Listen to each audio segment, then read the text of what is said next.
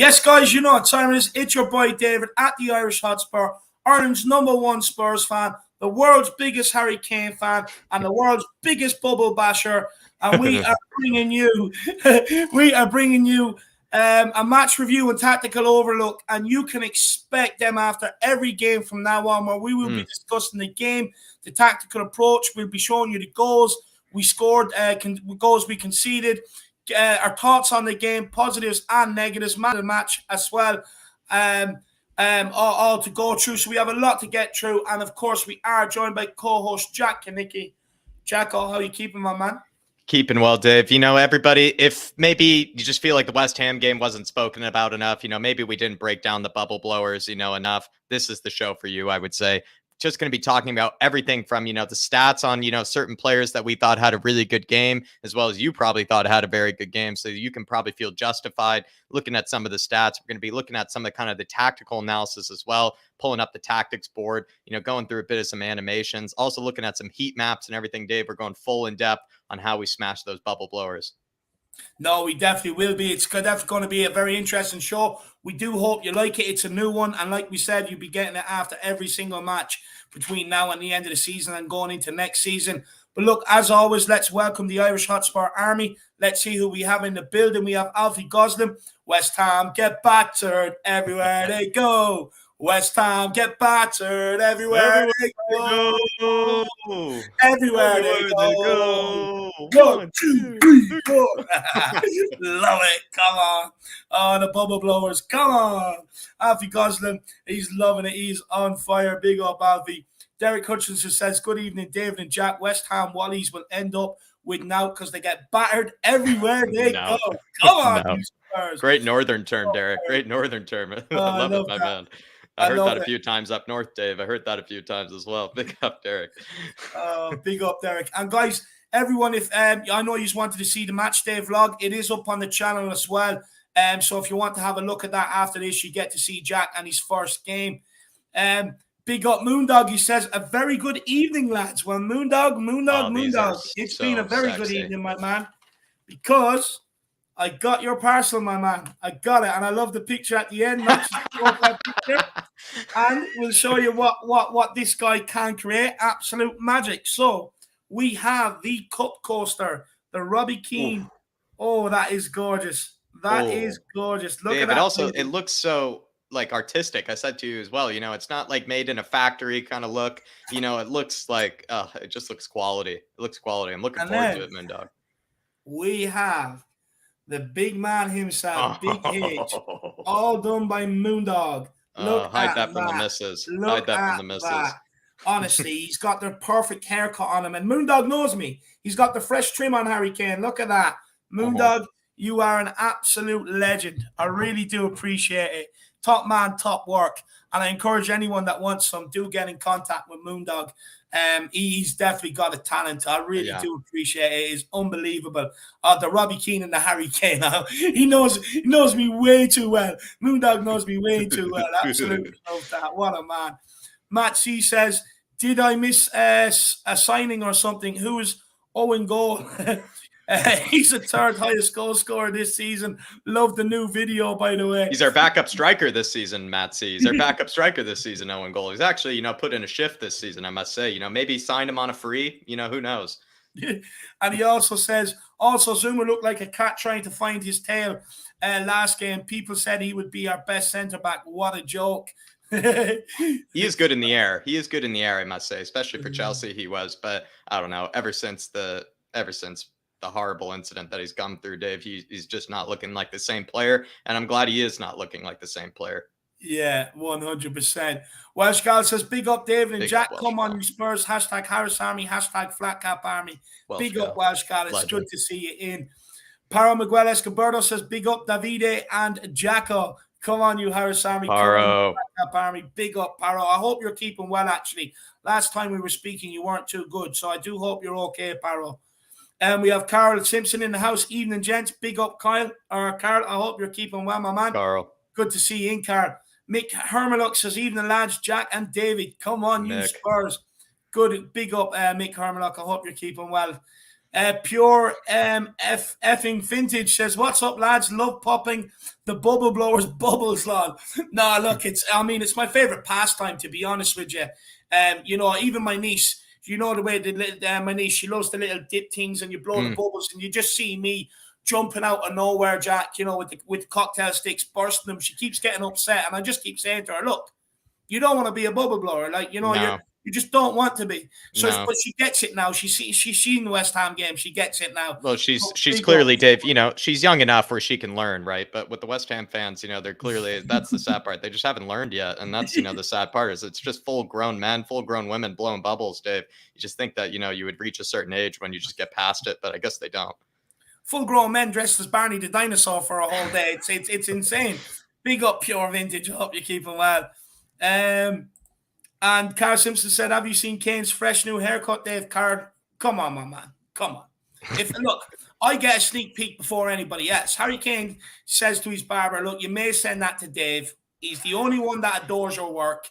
You may send it to him and give him the sneak preview before it gets out. Because if not, I'm going to be having him ringing me, upset, crying." Of course I seen it, Carl. Of course I seen it. And I'll have to go down and get one this week to match it, my man. Big up, Carl. Hope you keep it well. Badru Mazid says, "Good evening, guys. Big up the Irish Army. Big up the Flat Cap Army. Jack was so emotional in the stadium." Well, Jack, look, I can't explain it for you. All I can just say is, and I feel like I'm repeating myself, to be honest with you, but, to see someone still have that love, that affection, and that emotion for the club was very nice to see, especially after everything the club has been through this year. But do you want to describe them what you were going through, maybe, to Badru Mazid and everybody else out there that may be wondering or looking at it and questioning it?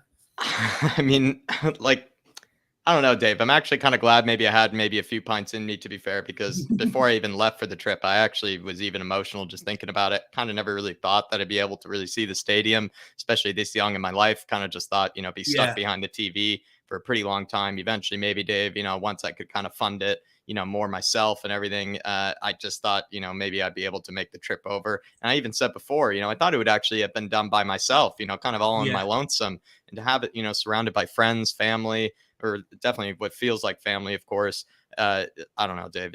It's not only just seeing the boys, seeing the stadium, seeing, my favorite club, but also just enjoying it with others, which I think just made it 1,000 times better and 1,000 times more memorable. Yeah, no, it was absolutely brilliant. And everyone else around it were looking at it and they understood, and they were like, it was great to see. It made everybody else around emotional and everything else. But big up, Bodwell. I hope you're keeping well, my man. Celery Agent's in the building. Big up, Celery Agent. I hope you're keeping well. I really do. We also have Emily Dunn. She says it looks great. Well done, Moondog. It does. It does. It's unbelievable. I'm so chuffed with it. I'm over the moon. Honestly, I'm smiling like a Cheshire cat. Probably shouldn't say that. Kurt Zoom was probably lurking, but, I am smiling like a Cheshire cat. That, my man. Oh, and the Harry Kane one. It's just too big, Moondog, to keep lifting up the Harry Kane one. That's going up there behind, my man. Well, that's brilliant.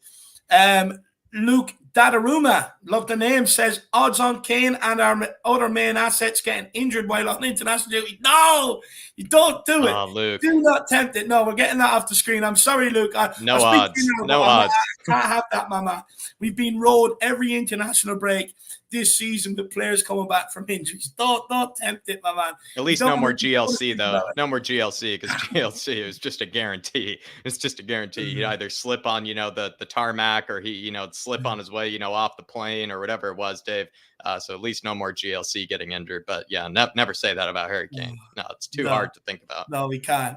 Vince Vegas in the building says, "Come on, you Spurs." Big up, Vincey boy. I hope you're keeping well. I hope you enjoyed the 2 victories on myself and Jack Regana as well, my man. Good to see you. We have Dennis West, a new YouTube member. Well, Dennis, it is great to see you. Welcome to the community. This might be a bit embarrassing here, Dave. I'll just be honest here. I haven't, really spoken to the family yet, since getting back. Been a bit busy and everything. This actually might be the father, Dave. This might be the father. This might be the out lad. So maybe he's just trying to, show a bit of support, but as well, just saying, Jack, where you been? I think he's saying, Jack, where you been? Why haven't you called me yet? And everything. So he's probably just calling me out here a little bit with this one as well. Jack, it's a common name, though. It is a common name. I think there are probably over there are probably over 100,000 Dennis Wests in the world. So, who knows? Who knows? It could be a different one, but big up, Dennis. Is he a football fan, Jack? I think he's a football fan because I'm a football fan, Dave. But who does he support? He definitely sports Spurs, Dave. They have to support Spurs. But in my father's case, I'd say he's a big baseball fan, a big basketball fan, and definitely just brought me into sports. So I would even say, Dave, the whole reason I'm even a Spurs fan in general is because of the Out Loud. But big up, I would say this has to be the father. This has to be the father. But if it is a different Dennis West, I wouldn't be surprised. Like I said, there are probably a million of them out there. Well, look, if it isn't the father, he says, how was Jack's visit? So I'm not sure if it is the father. He's saying nothing but love and support from Seattle. It is the father. He's okay. Dennis, what I will say to you, if you're not as passionate as your son, Jacko, about Spurs, you got to follow the channel and you got to start watching the games and everything else, and you will just fall in love with it. Honestly, it's like having a new missus all over again, Dennis. It's unbelievable. That's what Tottenham do to you, my man. But big up, Dennis. And look, maybe Dennis can make an appearance on the fan show with us next week. Come on, Jack. Get on. Get on. I love it. Big up, Dennis. Dennis the Menace. That's what we're going to talk about. He would talk about me waking him up at 4:30 a.m. to turn on the TV and everything to get the Spurs game on, and Dave. So yeah, be good times. Really, way Dennis too kind. Menace. Way too Dennis kind. the Menace. Big yourself. It's like the parent popping into the parent teacher conference, Dave, or something like that. I love it. 010 says, are international games to qualify for World Cup for 2024, or is it just friendly matches? I'll be honest with you, I haven't even looked into the international fixtures, what's going on. I just know that Ireland have 2 friendly fixtures. It's all I really care about, to be honest with you. I don't care what the other nations do. I concentrate on my one. Ricky says, big up, fellas. Come on, you Spurs. Big up, Ricky boy. My man, what a win at the weekend. William Kelly is in the building. He says, bring back Winky. All is forgiven.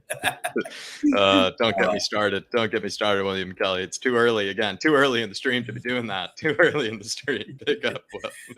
Big up, Will. William, I hope you're feeling better as well. I know you said last night, I think you said that you were a bit sick. You were down in Sydney. So I hope you're okay. I really do hope you're okay, William. And look, with Winky, I think it's bye-bye, to be honest with you, this summer. I don't think Conte trusts him. I think when you see Skip back on the bench, Winks won't be anywhere near the team. Probably be lucky to make an appearance, to be honest with you. So it's Tinky Winky out the door, to be honest with you, William Kelly. But big yourself up, my man. Big up, William. Really appreciate the support. I really do hope you're feeling better. We have George. He says, big up, Jack and Dave. Big up, George. He absolutely roasted me last night. My man, George. Hope you keep him well. You gotta love it. Jay Greenham says, Dave, I'm surprised you didn't run onto the pitch, chain yourself to the goal, and the man is stranded. Big H's hair. No, look, Jay, honestly, the Coke bottle kick, after he scored against Brighton, that was enough for me. Honestly, look, it's like watching porn, to be honest with you, when you see Harry Kane doing a scissor kick onto a Coke bottle. I mean, I love a can of Coke. I love Harry Kane. I mean, it's just everything in one for me. But look, he knows I want one. I've put the call out there. I've put it out on We Are Tottenham TV. I've put it out here. If he doesn't respond, I promise you the next time I'm over, I will do it, Jay. I will do it. I'll chain myself to the goalpost and say, I'm not going anywhere until I get a strand of Harry Kane's hair. But big up, Jay. My man, what a legend. Bodrul Mazid says, Jack, hope seeing the stadium and the team bursting bubbles is the beginning of much more. I mean, it's just the adventure continues, Podroll. I think that's what made that game so spectacular is, now Dave and I can just keep on dreaming, keep on keeping, the hopes just stay alive. That's what it was, that sort of game where the hopes stay alive. We still have something to hope for, still something, really fight for. And it just, I don't know, Dave, it just continues the delusion. And I think we're absolutely, delighted for it. Big up, Podroll. No, like I was saying last night, Jack, we brought the law of attraction came into it. At the end of the day, we've been so positive all season. We've still believed in top 4 when many gave up. And, no surprise, we go over there. We win the 2 games. We're sitting right in the race for top 4, and the whole fan base is absolutely nothing but positive. It's the law of attraction. You attract what you put out, and I absolutely love it. Big up, Badr Mazid. What a man. We also have Luke Donnarumma again. I may close my eyes. I don't want to see anything about injuries. No, I'm only messing. He says, Irish Hotspur Skywalk abseil down the stadium at some point for your information. Pronounce Luke the drummer. Drummer. Yeah, Luke the drummer. Luke the Drummer. Luke the Drummer, that's it. Yeah, Luke the Drummer. Look, skywalk, abseiling, who knows? You know, might even get a few photo shots in the stadium, sitting in the seat, posing. You know what I mean? Who knows? I mean, we could look when Levy Land comes in. I mean, Jack, the options are endless. Probably get a roller coaster down into the seat if we wanted. You might as well, he might even have like some sort of jetpack package, Dave, where, where you get to, carry the ball, into the stadium. And probably, to be fair, Dave, I would take advantage of that if I were you, because that would mean you would be able to take the match ball into the stadium. And then maybe while you're on your way out, pluck maybe a piece of hair off of Harry Kane as well. So I would say maybe Daniel Levy, take that into consideration. Maybe kind of, some sort of match experience where you get to deliver the match ball. I mean, Jack, soon we'll be able to go over, stay in the Tottenham Hotspur Hotel, go for a swim, leisurely swim that morning, save the Seven Sisters walk up the high road. We're already at the stadium. Get a roller coaster down to the breakfast table, have your breakfast, go to the game, do the stadium tour, sit down where Harry Kane sits, you know what I mean? Just take it all in and then abseil down that bad boy after doing the skywalk. I mean, we'll get the whole experience soon. It's unbelievable. Surprised there isn't a zip line, included already, in the whole stadium. I mean, to be honest, that's Daniel next, Levy, that. Live zip line during games. He's slapping, Dave. He's slapping. I mean, Daniel Levy's got to get on it. Honestly, we're going to have a full circus outside the stadium soon. We really are. It's a joke. Pure Vintage says, I'd love to visit Seattle. Big Nirvana fan. Have been for 20 years. Wow. Yeah, I mean, great. Probably the Kurt Cobain, easily one of the best rock and roll man of all time, I would say. And also, as well, like I said in the comments, the Outlet is even, as well as my mom as well, saw them live in Seattle as well, kind of during their big grunge days. So, of course, I was born way after, but definitely cool. Definitely very proud. Definitely very proud to be from the same place as Kurt. Love it. I love it. Ewan O'Connor's in the building, says, come on, you Spurs. Come on. West Ham fans, enjoy this. Love it. Love it. I love it. They get battered and bantered. Brilliant. William Kelly says, Harry Kane's going bald, Davey. Better hurry up and get a hair strand, brother.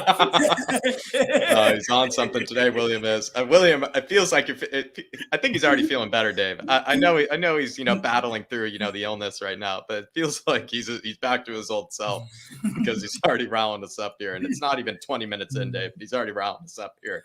Big up, William. I'll be honest, William Kelly. If it's one thing Harry Kane isn't doing, it's going bald. He may be getting a receding hairline, right? But he is not going bald. Trust me, there's plenty of hair there for years, my man. I've got good hair genes. Harry Kane has strong hair genes. Strong hair genes recognize the strong hair genes, my man.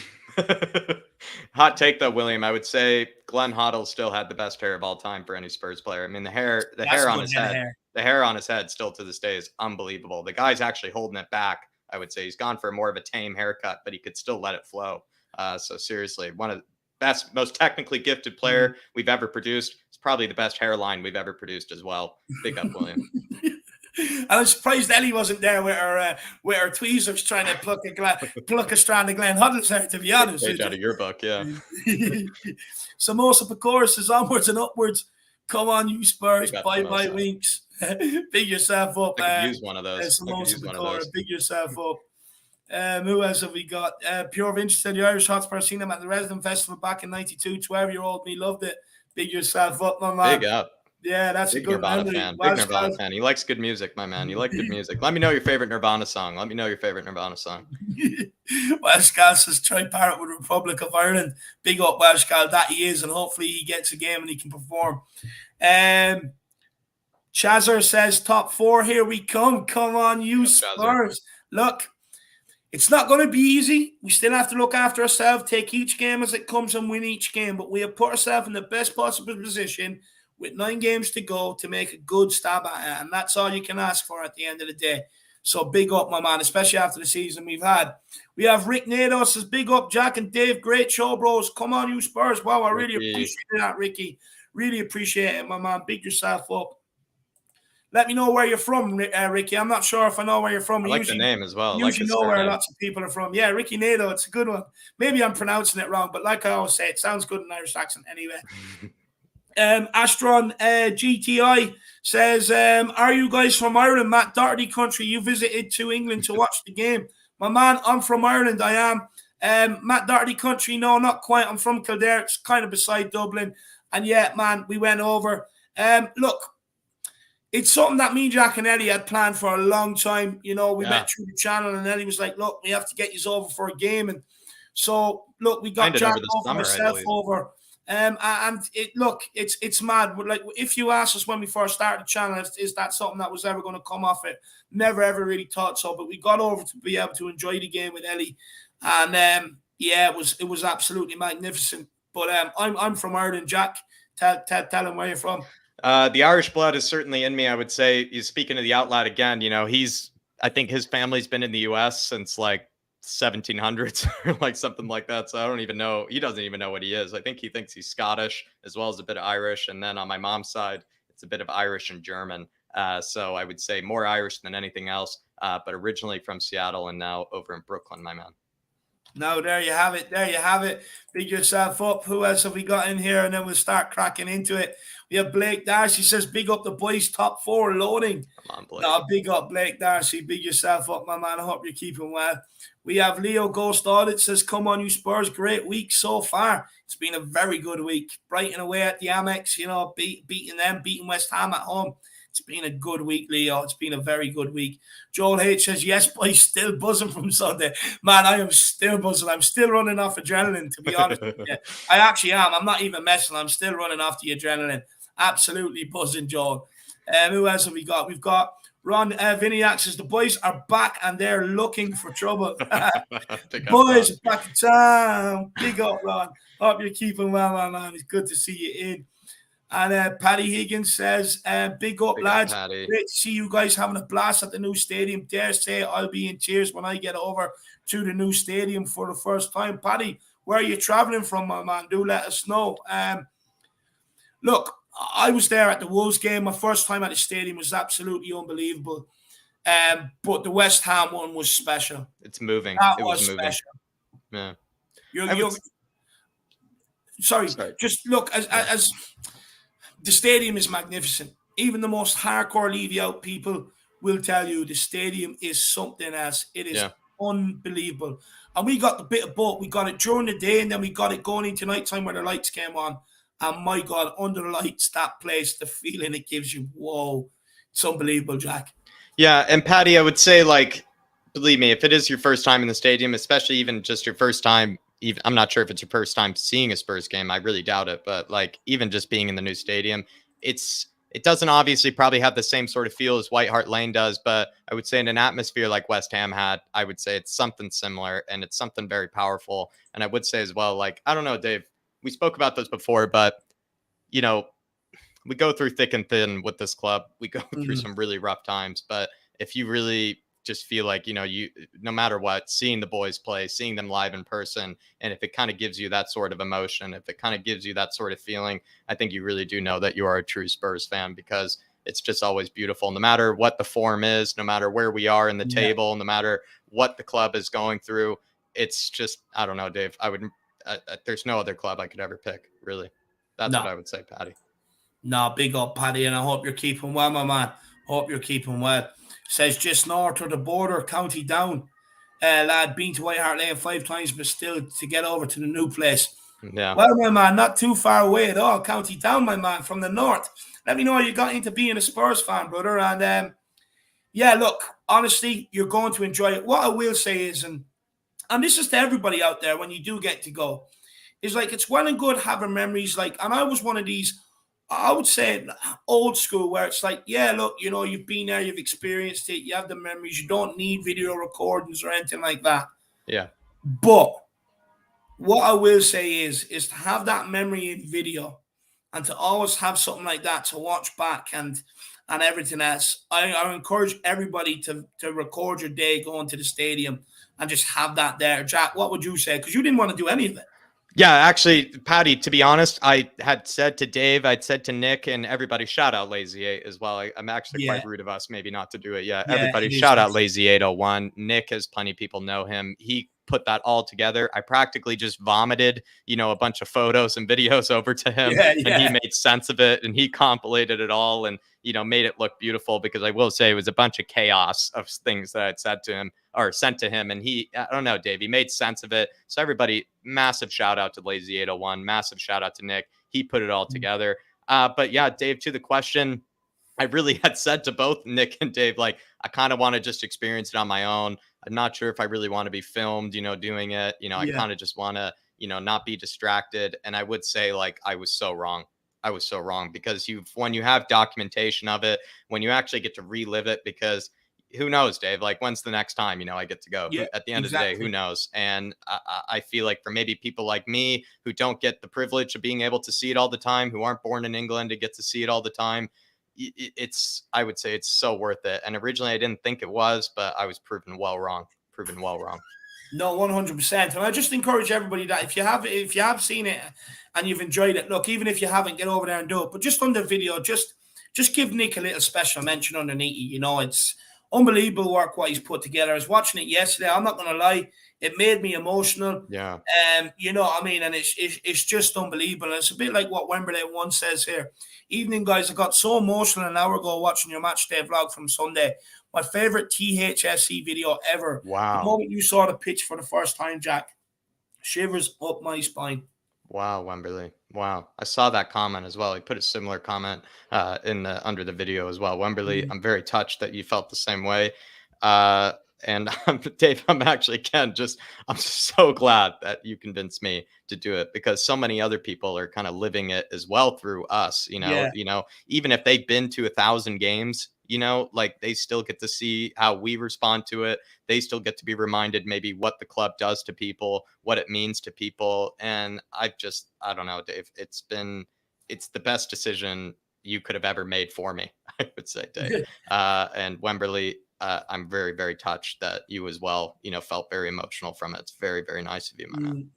And look, I've been to games before, but I've never recorded it. I've just always had the memories in my head. But recording it is something as special. Like, look, look, being honest, like, I started this Spurs channel just because I needed the Spurs release.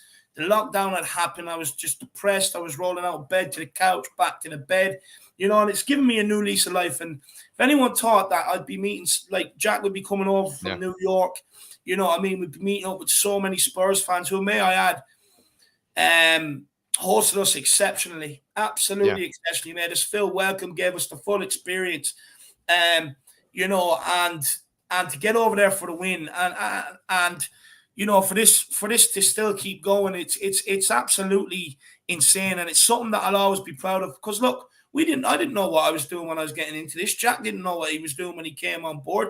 Every day, we're winging this, you know what I mean? And it's unbelievable the support that everybody else has given us, and it's so good that you can see through that match vlog. You can enjoy the game with us. You can be there with us, because at the end of the day, every single one of you have been a massive part of our journey, and hopefully we can get over to another game next year, and we can get more of you guys from out behind the chat and down to the game and enjoy it with us.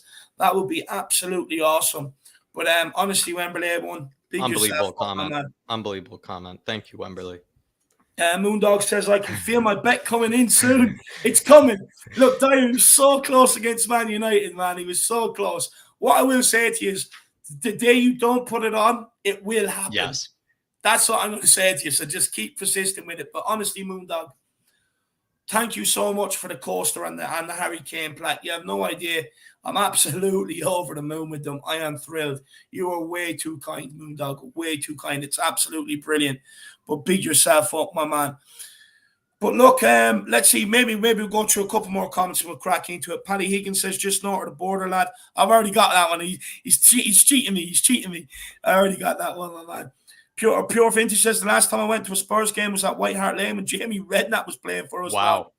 I can't even remember the year it was. It was that long ago. That is. I don't even know if I can count that long, my man. I don't even know if I can count that high. Big up, my man. Big up. Paddy Higgins says, Dad was a Spurs man. Took me to see them play Dundalk in 1981 at the Dundalk ground. That was me hooked, stood in awe watching Hoddle. Wow, absolutely amazing. Anybody that got to witness Hoddle, live, I mean, it's unbelievable. I mean, like a lot of people have said, that's what people became Spurs fans in the first place, was just watching Glenn Hoddle play. Big up, my man. Big up. It was. Moondog says 75 watching, only 34 likes. Come on, hit that like button. There's 90 now, guys. Smash that like. It'd be absolutely awesome. Ian Ferguson said, us fellow US fans definitely lived it through you, Jacko. Hell of a result. Big up, Ian. Big up, Ian. Really, really kind. And again, like I can't take credit for that decision to do the match vlog. So you have to thank David and you have to thank Nick because they convinced me of it. And I have now really seen the importance of it. I've seen the value of it. And I must say it's the best decision, like I said, they could have made for me. And I'm so glad that you got something out of it. I thought people would just kind of have a good kick out of it. But the fact that it's also given, and triggered some other emotions for people, I don't know, Dave. It's really beautiful, I must say. I think that's the word. It really is beautiful. And Ian, you got to make the trip, my man, and you got to sacrifice and make that trip. It's like Irish people, they're very religious and they go to Lourdes. You know what I mean? That's what it's like. You got to do it, Ian. You got to do it. Andy James says match day vlog was excellent. Thanks. Look, no need to thank. It's all Nick. Nick put that together. It's incredible. Matt C says I want to go over to a game to England for a game. Watching it in person is a lot different than here on my couch in Canada. Look, my man, I get it. I've been watching the game on couches for years, and most games every season. I've been lucky that I could get to a couple this season. But most time I'm like everybody else, like Jack as well, watching the games on the couch. But look, this is what's great about not only this channel, but every Spurs YouTube channel out there that, even though you may feel you're on your own watching the game and you're not part of it, you are, because you have other channels doing the watch-alongs, the streams there. Everyone's so welcoming. I'm happy to let people come on and stuff like that. So, there's a big community out there worldwide that you can be a part of, Matsy, and you are anyway, my man. But big yourself up, brother. Alfie Gosling says, I love that people have the same emotional feelings for the club, even though that we have not been that good over the last 18 months. Great comment. Years. Come on, you Spurs. Great come comment. Come on, you Irish Army. Great comment. King Hoddle says, Hoddle was on another dimension. He played passes off both feet. Yep. With deliberate spin, which other players couldn't even see, let alone execute. Absolutely spot on. Well, I'd expect them to have a spot on analysis with Hoddle in the name. So I would. Big up, King Hoddle. It's got back from Puerto Rico, Ian Ferguson has, saying, gotta convince the girlfriend first. No, LOL. You're doing it wrong, Ian. You're doing it wrong. You just turn around, you sit her down, and you're saying, look, honey, what are you doing on this weekend? And then she thinks, and she's like, okay, so you got no plans. Okay.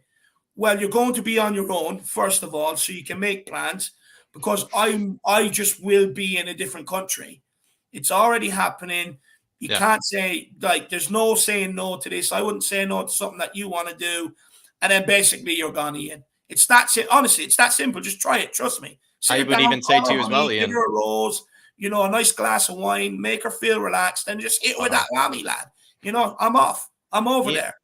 Ian as well. I don't know, Dave. I think you've said this before. Spurs, Harry Kane, they were your first love. I mean, as much as I know the missus means a lot to Ian, sometimes you just got to show the first love, a bit of respect and a bit of due courtesy. So, Ian, I think that's all you say to her. I have a first love, and that's one that it doesn't come first always, not always, but sometimes you just got to say, the first love, needs a bit of attention. Or look, Ian, another way you could do it is just like, babe, who do you want to wear the trousers in the relationship? And 9 times out of 10, they'll say the man. And you say, okay, well, I'm going to wear the trousers. I'm off to England. Done. That simple, lad. It's that simple. William Kelly's in the building, says, I've seen Spurs in 2017 at Wembley when we beat Southampton 5-2. Great day. Kane scored a hat-trick. I really need to get home to the new stadium, especially under Conte. Well, William, I have to say, I'm actually quite jealous you got to witness a Harry Kane hat-trick, to be honest with you. That's kind of put a downer on my mood, to be honest. So I've been absolutely buzzing, but hearing you got to take that in, and where was I, man? I wasn't in my mother's womb because it's 2017. I was a born adult, so I'm not sure. But William, I'm raging. But look, absolutely incredible memories that you get to see the great Harry Kane score a hat-trick in about 20 years when you're telling your grandkids about the great Big H. You can sit there and say, I was there, I watched it in full, live. It was unbelievable seeing this guy play. 5-2, what an absolute win. But William Kelly, I swear to God, if you can get over to Ireland and you're coming back to see family, you can even do a day trip, you got to take it out.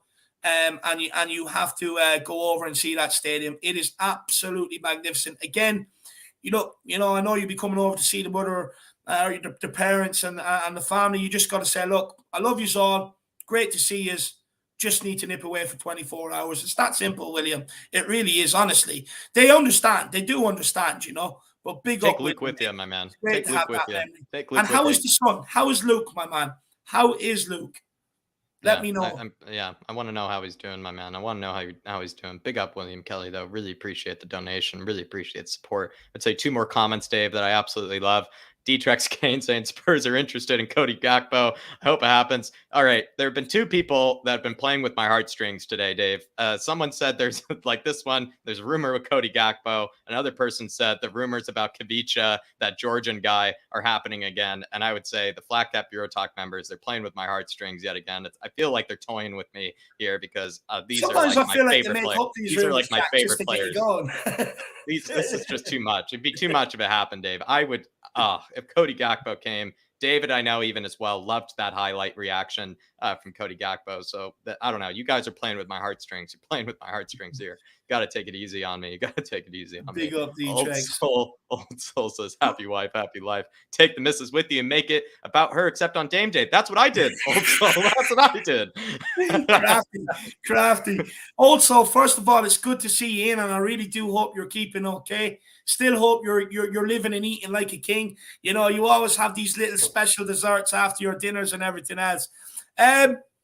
Look, that is another trick. That's another play that I was actually thinking of using in April. It's just kind of like, look, why don't we go over to London for a day, let you go shopping? Oh, yeah, that's fantastic. You know, and then she wakes up, she's like, right, where are you bringing me? And you're like, yeah, remember I said there was a part B and I didn't explain what it was? Well, you're kind of going on your own and I'm going off to Tottenham for the day. You know, and by the time, because look, she's going to be angry, but then she has the whole day to stew, you know, get over it and accept it. And then by the time you meet back, you're absolutely buzzing, my man. You're sweet as a nut, lad. She's gone to Pennies or whatever it may be, spent an absolute fortune. She's happy. She's got clothes. You got to go to the game. Never a problem in the first place. Crafty boy also. Crafty boy. We also have Replay in the building. Hi, boys. Yeah, Big up, Replay. It's good to see you. We have David Andrew. Relationship goes with David. Classic. P.S. I think you need to marry your missus. Second channel. Yeah, David. Relationship goes with David. Second channel, my man. It's coming soon. Coming to a screen near you. Love it. We have Claude Murphy says Spurs till I die. Come on, you Spurs. I love it, my man. And Ian Ferguson says, I'll hop on the channel one day and we'll get this hammered out. Exactly, Ian. That's what I'm saying to you. So I want you to come on. Claude Murphy's always here. Paro Miguel Escobardo, Old Soul, D-Trex. You know, there's Replay, Ron, Toffee 20. Big up Toffee 20. Loads of you. Get yourself on here. This is what this is about, getting fans on to have their say, guys. So do come on with us. Big Boss Man says, woo! Big up, Big Boss Man. Legend. It's good to see you in, my man. It's good to see you in. He says, good work. 35 years, so you have all the tricks in the trade. That's what you should be doing, Old Soul. Old Soul's relationship tricks. Yeah, he could lead the channel, to be fair, actually, Dave. It seems like he's doing a lot of things right. It feels like Old Soul is. So he probably has a few things to teach us, I must say. Big up, Old Soul. Big up, Old Soul. And William Kelly says, Jesus, boys, I hope your wives never watch these streams. Man, she watches them back every time, but I can say these things because it's true, lad.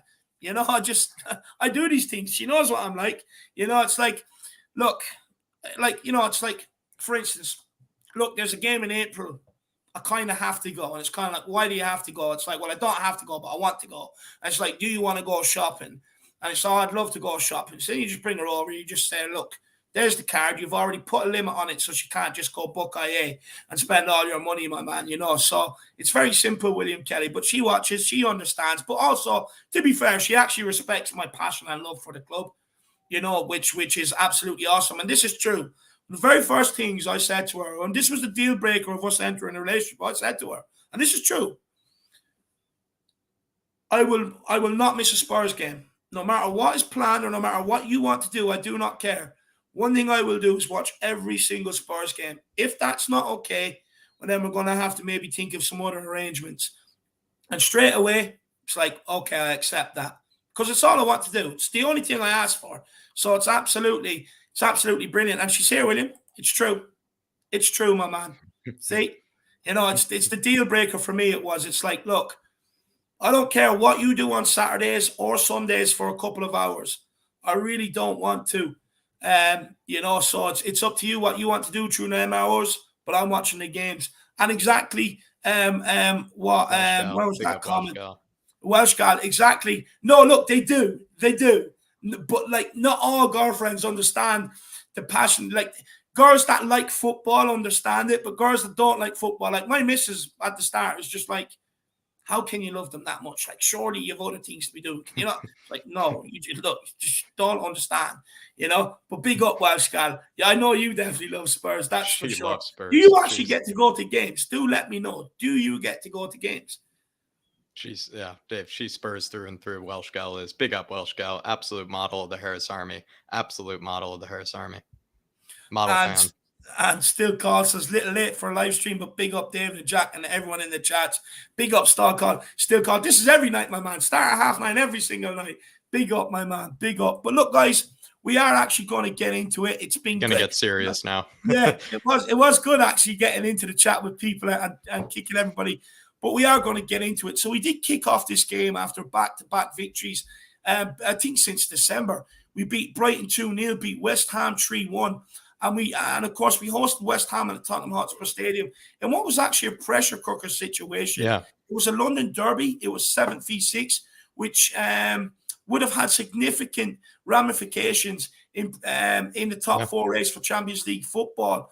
And look, especially after Arsenal done their job the day before, usually when it's handed over to Spurs, usually there's some nerves there, and I didn't really sense that. And the pressure was on us. Make no mistake about that. And also, we had a woeful record in London derbies this season. Yeah. So for me, I actually think the fact that we stood up and were counted is something to be praised. But Jack, should we give credit to this Tottenham team? They stood up and were counted. Where they've failed probably so many times before. Yeah, Dave, the evidence would have suggested that they probably would have, to be fair, kind of fallen flat on their face, the evidence from this season. But I think we'll break this down in a lot of different ways, Dave. But this result was so well deserved in the way that they played. And so I think to answer the question, you do have to give credit to the boys. You do have to give credit to Spurs because they showed that they actually can maybe, pull themselves together and listen to Antonio Conte and put in his plans, put in his tactics and actually execute. And I feel like they did that. And it hasn't really been the case where we've really seen them, put in, I would say, a version of a flawless performance. I'm not saying this performance was perfect in every way, but I don't know, Dave. It was close. It was really close because as much as you could say the set piece sort of situation maybe hurt us, I just thought that the boys were really comfortable the whole time. Seeing it myself, it just felt comfortable. Even when the set piece went in, I was a bit frustrated, but I was just kind of like, it looks like that's the only way they'll score. It felt like they actually were doing the instructions that Antonio Conte had put out. They were fighting for each other. There seemed to be a bit of squad unity as well. Players were sticking up for each other. There was a lot of communication as well. Even after the first goal, if you can see, you see Højbjerg, in Sonny's ear right after he scores the goal, telling him where to be, telling every other player what they need to do to stay up, to not, fall asleep. I just thought, from the moment the ball was kicked, Dave, there's only one team winning that game. And so you have to give credit to him. No, I think you definitely have to give them credit because, like you said, they don't really do pressure well, and they really held their bottle for that game. So I'm chuffed with that. Ian Ferguson is a new YouTube member. Well, Ian, we'll see you Monday for the fan show. Please come on and make an appearance. It would be an absolute privilege, my man. It'd be good to see you and talk Spurs with you. And Welsh Guy says, I'd love to. When you lads go again, I'll be there. Well, big yourself up. You'll be joining Ellie, the We Are Tottenham TV boys, of course. Shawnee, who's a regular on here, Spurs Talk Show, and Danny Kiriakou, Ben Kaufman, and Nick, aka Barry, Brad Matthews. Ollie will be going, Philip will be going, Dermot. So there'll be loads of us next time. So it'd be good to see absolutely everybody down there. It really would, Welsh Gan. But big yourself up. So it'd be nice to see you down there. But look, Jack, maybe let's take a look at the match stats. They definitely reflect how well we played and how well we controlled the game to not allow West Ham to cause us much of a threat. So look, Jack, let's go into them. Let's take it away, everybody. Kind of basic match stats, I must say, just things to kind of get us off, nice and easy. Of course, possession maybe wasn't as much of a factor. It was actually a bit more even.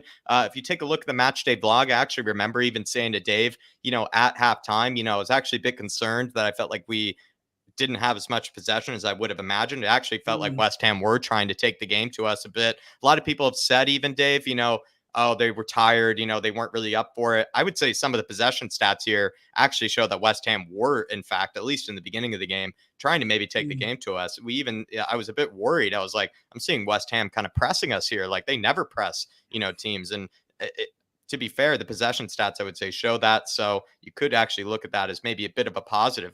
Despite us probably wanting more possession, you look at that as maybe a positive where maybe West Ham were actually really trying to battle. Maybe they were actually trying to get something out of that game. Because if they were just going to settle for a draw, you would think that maybe they would have had probably a bit less possession than they did. And also maybe just shows how dynamic we were going forward.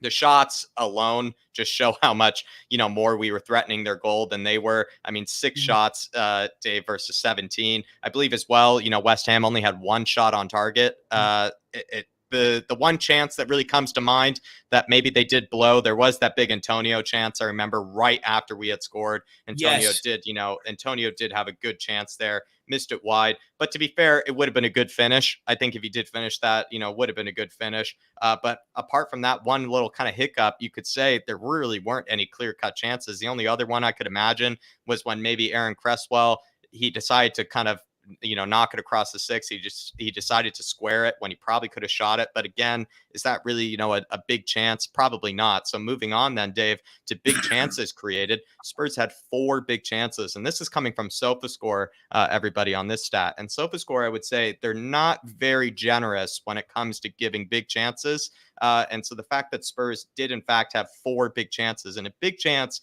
is basically, I wouldn't say it's an opportunity that you have to score, I would say, by their metric, but it's certainly an opportunity where it needs to be a shot on goal. It needs to be a good opportunity. It needs to probably be taken advantage of. Sometimes you don't, but the fact that there were 4 big chances created shows why maybe a lot of people after that game were like, 3 goals, well deserved. Some people even said, like Philip, Dave, I thought we should have scored 4 or 5, I think Philip said. So I think those big chances actually prove maybe people like Philip Brady right. You look at XG, again, that kind of backs up what we're saying. XG, as much as people like to rip on it, especially when it comes to Brighton and Expelliarmus goals, you definitely could see with the 2.67 XG, the fact that that's pretty close to our 3 goals scored, Dave, shows that, again, it's probably all pretty justified. And the 0.8 XG shows that maybe West Ham, the goal that they scored really was just from a corner. And to be fair, Dave, we did rip on West Ham fans as well, because the only time we ever heard them in the stadium was when any set piece was awarded to them. And all of a sudden they just woke up, which really just speaks to how much of a dominating performance it was. Because I don't know, Dave, West Ham, they didn't really create a lot, where Spurs, in fact, did. And I think, again, to answer the previous question you said, I would say give credit to Spurs, because look how much they were creating. Yeah, look, Jack, I remember on the way home thinking, I would really like to see the stats to see if they reflected my thoughts on what I seen at the game. And to be honest, they really did. We had a lot more shots, which is what I remember. A lot of big chances and a little bit, maybe a little bit more composure and a little bit more rootlessness on the day, Jack. We would have battered them 5 or 6-1. I mean, Reguilon had 2 chances. I mean, Kane had 2 chances he should have usually put away. Son could have had another where he hit the post. Doherty had a shot blocked. Kulu put 1 or 2 over the bar. So for me, I think when you look at it and the amount of shots we had, we probably should have had more on target.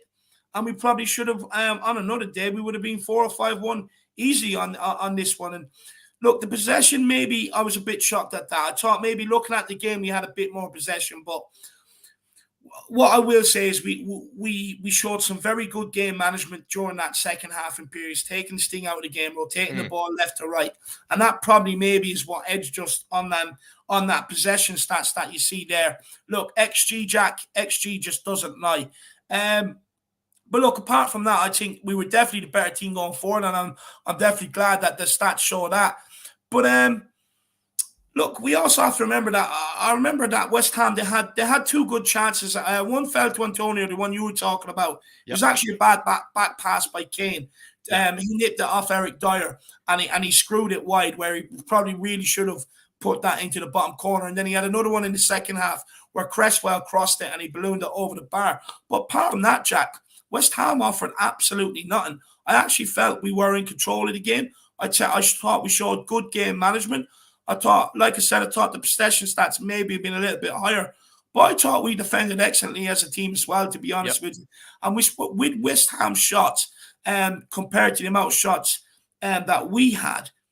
It kind of does reflect that as well. And to be honest with you, I think what is a big plus is the amount of shots that you've seen Leeds had on our goal, 19. We've now reduced a team like West Ham to 6. And the only threat they really posed us was from set pieces. So I think, looking at the match stats, it definitely reflects what we seen at the game for sure. Absolutely, Dave. Spot on. And like you said, there were plenty of chances that Spurs, to be fair, maybe could have done better on. I think you even mentioned, Dave, if maybe I misheard you, but Doherty at one stage, he actually had a clear-cut chance and they made a really good block, as well. I thought that actually was going straight into the bottom corner. You think about that delicious pass that Højbjerg played into Harry Kane. Harry Kane went for a really cheeky finish, I must say, which would have been absolutely delicious. But he didn't put that away. Kulu as well had a few shots, I thought. One of them I think went sailing over the bar, Dave. And then as well, the one where Kulu played that one to Sonny, I would say he kind of played it a bit behind him. But again, you could also look at that as a good chance. So you just kind of look at it on the day, Dave, like big chances in front of goals. And it's not really like we were being wasteful, I would say, but you just have to say like just so well deserved. But I figured, Dave, maybe we move on to maybe the formation now. Just quickly big up Ben Kaufman. Ben Kaufman is here, my man. I hope you're keeping well. And William Kelly with the super chat says, my ex couldn't understand my love for Spurs, so that's why she's gone forever. Now all I have is my true love, Tottenham. Oh, how happy I am. But look, William, I mean, look, you were very close to losing it under Nuno. You were at the end of your tether. But look, like you can attest to, you can never, ever let go of the club, my man. You can never, ever let go of it. It's one love that will stay with you forever. Absolutely. Jack, anything you want to say to William? No, William, I've said this before. Like I said, it's your first love, my man. No matter what happened, it was your first love. I think you know that. And you just stick by Spurs no matter what. What is it? You can change everything in your life. You just can't change your club. And I think William Kelly knows that better than anybody because the guy has been through a lot when it comes to Spurs. And he always gets up in the morning, especially in the dark hours of the morning as well, to watch this team. He even was watching this team under Nuno at 4:30 in the morning, which I would say if you're not a Spurs fan for watching Nuno's team at 4 in the morning, I don't know what you are then, because those are true Spurs fans doing that. But big up William Kelly, my man. Like I said, it's your first love. It was your first love. And Ian Ferguson as well, new member. And Ian, we really looking forward to seeing you Monday, my man. Really looking forward to you. If that doesn't work for you, Ian, we'll try to figure something out with you. But Ian, really want to see you Monday. We'll have a warm seat for you. Big up, Ian. And I meant to say to everybody, make sure you do smash that like button. If you are new to the channel, smash that subscribe button. And guys and ladies, feel free to get your super chats in with any questions, any comments, any thoughts, anything you think me and Jack should add to the next one, or any talking points you'd like us to discuss. It is a great way to help support the channel. But do not worry, if you're not in a position, this channel is still for you. We understand it's a big, bad world out there. Get your thoughts in, get your comments into the comment section. As you see, we'll keep bringing them up as we go along. And at the end of every stream now, we're going to take 5-10 minutes and answer any questions anyone may have as well. But look, Jack, let's keep going, my man. Keep going with the formations. I mean, this is just what it looked like on paper, everybody. This is kind of the lineups, of course, that they kind of set out in the beginning of the game. Weirdly, David Moyes tried to kind of match the system in a sort of way. We'll kind of break down later, like maybe on paper it looked like he did, but the positions of the players weren't exactly maybe what it looked like on paper. But he did go for a version of a 5 in the back with Aaron Cresswell maybe playing a bit of that Ben Davies role as kind of a left-sided center back, and then Masuaku playing kind of as a left wing back. Of course, later it felt like David Moyes didn't really see that it was working. He then went back to a 4 in the back, the 4-2-3-1, which they were used to, but this is how they started off. And we just wanted to maybe break that down quickly. I'm not really sure what else maybe there is to say, because I think, Dave, what we really maybe want to get into is the fact that, kind of the heat maps and maybe where the positions were of these players is really important. But it was interesting, the fact that maybe David Moyes did decide, and he doesn't really switch things up very often. And so the fact that he did decide, to match us with this formation was kind of peculiar. What I will say, Jack, is West Ham set up to match us, which I genuinely think it cost them the game. If I'm honest, it led to our first goal, which we will get into shortly. But it left West Ham without any real threat or danger up front, in my opinion. Antonio, Jack, I felt was isolated for a large period of the games. And to be honest with you, once the first goal went in, it led them to chasing the game, right? But in a formation that they're not used to playing, And they just could Yeah. not find the answers or the solutions to solve the Yeah. problem all game long. And I actually think the way he set up cost them. Yeah. Cost them the game. Dave, if he had set up originally with the 4-2-3-1, would you have seen it as a different game? I do believe we would have seen it as a different Interesting. game, because I think that extra man in midfield has helped them all season long, having that extra body in True. ahead of Antonio. If you look at Antonio, he was isolated all game. Benrahma was nowhere near him. Lanzini was nowhere near him. And the wing backs couldn't push up high enough. The centre midfielders, to me, got bossed all day by Højbjerg and Bentancur. Couldn't get near them in the middle of the park. And like I said, we'll get into it. But with the first goal, if it was a 4 at the back, that goal does not happen. And like I said, it left them chasing the game in a formation that they're not used to. It really, really did. Big up Toxic and big up Spurs related. Stefan Blaise, Catman Jess, Mac as well, all in here joining us. Mark Burke as well. But look, Jack, it cost them the game in my opinion. I believe if you set up the way they're used to playing, I think they have. I think maybe they don't get the win, but I think they definitely give us a better game for sure. Yeah, Dave, so well broken down there. And we're going to maybe just move on to maybe one of my favorite parts of tonight, everybody. We're going to be breaking down kind of the heat maps here of the players. We kind of have taken a look at, these are the average positions, everybody, of every player for West Ham as well as for Spurs. You look at Spurs is right there. Let's just break it down, Dave, because I don't really want to talk about the spammers first. That is simply beautiful. That is simply beautiful to look at. You kind of look at maybe just in comparison, right, to West Ham's. It's hard to make sense, right, of their kind of, formation. It's a bit kind of discombobulated, you would say, very kind of tight in the middle. We are going to explain maybe why perhaps they set up that way, but you look at Spurs, it is absolutely a defined 3-4-3. The only maybe difference is that Reguilón is really keeping the width and is actually keeping the width very high up the pitch as well, which is probably why we actually see him get played in so many times, is because he is keeping that width very high up the pitch. And then a really important factor, there are plenty of important factors here, but look at the fact that Harry Kane, everybody, was in fact a bit deeper than Sonny. You could then say that with Sonny also playing also quite inside. I mean, Dave, it looks like Reguilón there is playing the left wing, and Sonny's almost playing as a second striker.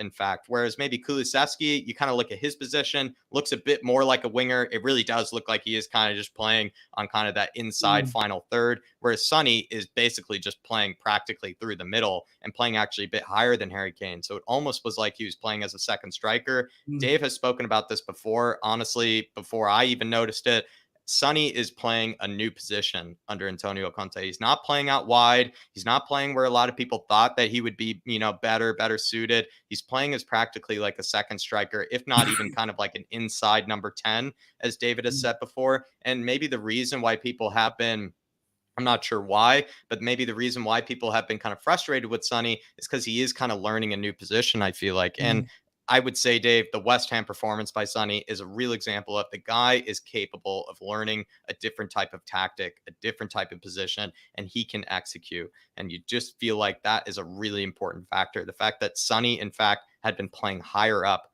than Harry Kane. And of course, we're not surprised because Harry Kane is our best creator. He is our best passer, but he was able to drop deep like we know he loves to and be able to play in the likes of play in the likes of Sonny, play in the likes of Reguilón. And so I do feel like that was a huge important factor. Dave, before I maybe move on to the midfield, maybe anything you want to say from that, because I think it really is fascinating how inside, Sonny is playing there. And also maybe combined with the fact that Reguilón is also keeping the width, because when Sonny moves inside, that means you're losing maybe a bit of width. You'd probably be a bit concerned about that. But then with Reguilón being that kind of player that probably has the pace maybe more than Sessegnon does to be able to get up and down the pitch, it allows Reguilón to be able to keep the width out wide and play practically as a left winger, at times. So that that threat that Sonny would have, out wide is still valid via, Reguilón. And Dave, what do you make of the fact that maybe Sonny is actually playing higher up than Harry Kane? And when you even look at it, he's playing centrally like Harry Kane is. Yeah, look, with Sonny, right? So let me just explain what I talk about when it's a bit of a positional change and how I thought Antonio Conte actually flipped what the script was for this West Ham game, right? So with the positional change and you're playing out wide as a winger, with Sonny, he's so used to making the runs inside and then in behind or getting on the ball, cutting in on his right. And he has a lot more space out wide and is usually taking on a fullback who would more or less usually be the same sort of body shape, body type as him, right? But when he's now moving inside, he's dealing with a big clump of a centre defensive midfielder, a big centre back who's looking to get at him at every single opportunity. And there's a lot more pressure in on him. And he's having to deal with a lot more bigger guys and come up physically against them. Whereas maybe before he didn't have to do that as much out wide. So it's a complete different position change. And also the runs he has to make. You have to be a lot clever. And this is where Antonio Conte flipped the script for the West Ham game, where every opportunity the ball went to Harry Kane. Harry Kane dropped in, like you see on the heat map here, is the deepest out of all three. He was the option every single time Bentancur got the ball, put it round the corner into Kane. And what was done then is Son would kind of like start a little outside, but he would then occupy the space that Kane gave up, which is in between the two centre-backs. And he would just make that run. And it was all game long. And it was consistent. Even when he did get on the ball, he had so much time and space to drive at them. It was unbelievable. Kane, like I said, was the deepest. He helped us get up the pitch, which we will show on the next one, and why Son was the highest of the front three. It actually reflects what I remember seeing. And actually the second goal, which we will be showing you, will actually show you what we are saying. But Kane dropped in, Son provided the outlet right through the middle all game long. And then when Son comes inside, you're thinking, okay, it's all well and good Son coming inside. But who's going to create that option outside? Who's going to create that width? If Son does get the ball, who's going to drag that extra defender? Who's going to drag him away? So it's keep not him honest, right? Keep the fullback on. That's where Reguilon comes in. He goes flying up the wing. As soon as Son makes that run inside, Reguilon's gone, and he creates that width. And that's why we've been seeing, Jack, all season long, especially under Antonio Conte. And I've been saying the last week that this guy could easily be our top scorer this season with the amount of times he's been played in. But something that we were doing when Antonio Conte first came in, when we went 9 games unbeaten, that we stopped doing over maybe December and January, maybe February, and that we've seen again against West Ham, where Son is the outlet in behind. Kane drops deep to pick up the ball. Reguilon creates the way out left, and Kulu stays out on the right as an option. So it's absolutely, it's brilliant. A lot of people get on Reguilon's case, but what he is actually doing is very, very unselfish. Very unselfish to keep constantly making them runs, knowing sometimes you may be overlooked because of your end product or whatever, but keep making them runs to drag a defender with you and leave Son usually one-on-one. It's absolutely unbelievable.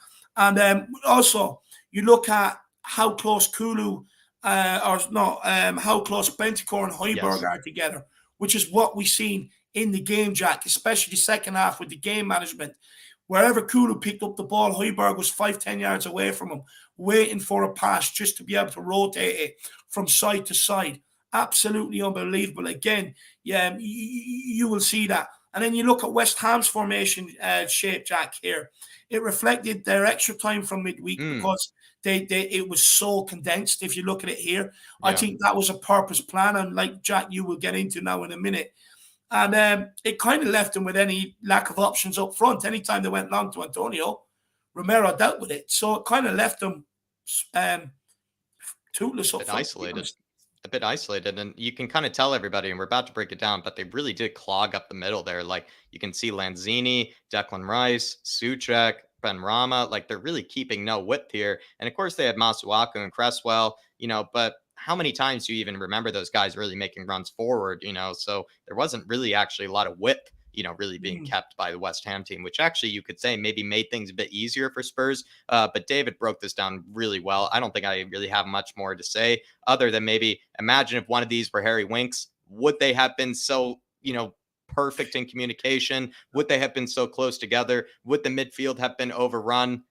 Yes. You would have seen Harry Winks' number beside Dyer's. You would have think we were playing 4 at the back. Yeah, I probably agree, Dave. And there wouldn't have been that sort of sense that we've always been complaining about. Midfield gets overrun. It's like Yeah, but maybe if you just replace one player, the midfield doesn't get overrun. And you can see that here. And I think we saw that against West Ham. But I figured, Dave, maybe we just move on and kind of just talk about, Mm. we were talking a lot about Spurs. Let's maybe talk about maybe what West Ham, we're actually trying to do here. You can see how tight this is. Basically, everybody, as you can see, an exact replica of what we're trying to show here. We're just trying to maybe make it a bit more visually kind of, pleasing with the fact that this midfield is just really trying to clog everything up. And we've actually even seen that with teams that have actually had a bit of success with us. I must be honest, teams that have clogged up the Yeah. middle, teams that have, maybe made things difficult for us to play in the middle thirds. We've actually had a lot of struggles because they do know, and a lot of teams know, that when you make our wing backs have to do a lot of the creative work, they really do kind of frustrate us and they do maybe not produce what we would like. And so perhaps maybe that's what David Moyes was maybe going for in the beginning, Dave. Maybe he just wanted our wingbacks, to try to make things happen instead of maybe our more important players or, maybe our more creative players. So I feel like maybe the idea in theory from David Moyes is actually not bad. And also Mm. considering, like you said, maybe them being actually, playing that extra time, having them maybe have guys running down the flanks is maybe not possible. They just needed to just clog up the middle and maybe hope that they could snatch something from that. But it just didn't end Mm. up working out for them. I would say Suchek was kind of all over the place. I felt like that game. I feel like Suchek just didn't have the threat that we all He was know he anonymous. can. He was anonymous. Declan Rice as well was a bit anonymous, of course. It felt like he was doing more tracking back than he was actually Yeah. doing anything going forward. Lanzini was the definition of anonymous. I don't remember a single thing he Yeah. did. No. Ben Rama, I would say, was their best player. I think I even checked it up on. I said that in one of the match day vlogs. I believe I remember saying that to David, that Ben Rama I felt like was having a good game. I think SofaScore reflected that. They gave him their best rating. But the rest of the players, must say, were quite anonymous. Michael Dawson, not Michael Dawson, excuse me, a much worse Dawson, was Craig Dawson, was playing a bit of a sweeper role. You could say it makes sense. He doesn't really have the pace, to be kind of the aggressor like Zuma Mm. was. But this is kind of maybe what West Ham were going for. Dave, maybe anything I missed here? Or do we maybe go on to Spurs? No, look, we'll keep cracking on to Spurs. This was just basically just to kind of show people what West Ham's kind of sort of plan was, what their shape was, and it just didn't work because the amount of space. If you go back, one thing I do want to point out, the amount of space that they left at that back, I cannot believe the amount of space they left. Knowing we have Kane, Son, and Kulusevski, Yeah. I mean they were asking to be spanked. Yeah, it's a good point there, Dave. And it was really weird because you kind of saw, especially Cresswell here, felt like he was the one that was always tracking back to find Yeah. Sonny. And it was like Sonny was obviously on the other side as well. So I completely agree, Dave. The space in behind was a bit concerning for West Ham. I'm not really sure what they were going for. With Spurs here, again, it's not really much to explain because we kind of broke it down earlier. But I think maybe an important part that we didn't break down was if you actually look at the average positions of our center backs here, really wide, Really really spread. wide. Yeah. And Dyer, to be fair, has the passing range to be able to play these guys Yeah. without any trouble. Davies, to a degree, we've seen actually has the passing range, to do this without any trouble. We know Romero loves a switch of play. And so you could actually see where maybe there is a benefit of actually keeping the center back so wide. We see Chelsea do it actually. And that's why their back three is so effective, is because they also keep a ton of width with that back three. Mm. We were seeing that as well with our back three. So I was actually quite proud of that. Doherty, his average position was around here. Maybe he just isn't able to cover as much ground as Reguilon is. So maybe that's why he's a bit more drawn back, but still is more of a threat, of course, than Emerson going forward. I thought Kulu, especially from watching the game, Dave, not even just, stats and everything, he was definitely keeping more width than I felt like Yes. Sonny was. He was definitely drifting inside, but times when he was picking up the ball, it was actually quite out, far out wide, and then he would drift inside. Mm. Whereas, in the case of Sonny, like we said, he's practically playing right next to Harry Kane here. And then Reguilon is the one that's, keeping the whip that Sonny is basically moving away from, in order to keep that fullback honest. Mm. Again, I think we kind of broke that down. But Just again, it's also really cool to see this kind of triangle here between Harry Kane, Bentancur, yeah. and Højbjerg, because that allowed, Harry Kane to get the service. The Harry Kane got the service because he Yeah. did have these three as a sort of triangle. So we'll see it plenty of times. But honestly, it's beautiful, actually, Dave. Like you look at that shape, it kind of is beautiful. basically what you're seeing here is what we were explaining when you've seen the heat map. Harry Kane, he drops in deep. So when he drops in deep, and then this is how good of a tactician Antonio Conte is. So he realizes, okay, Kane drops in. Who's going to be that outlet up front? Who's going to be that one running in behind?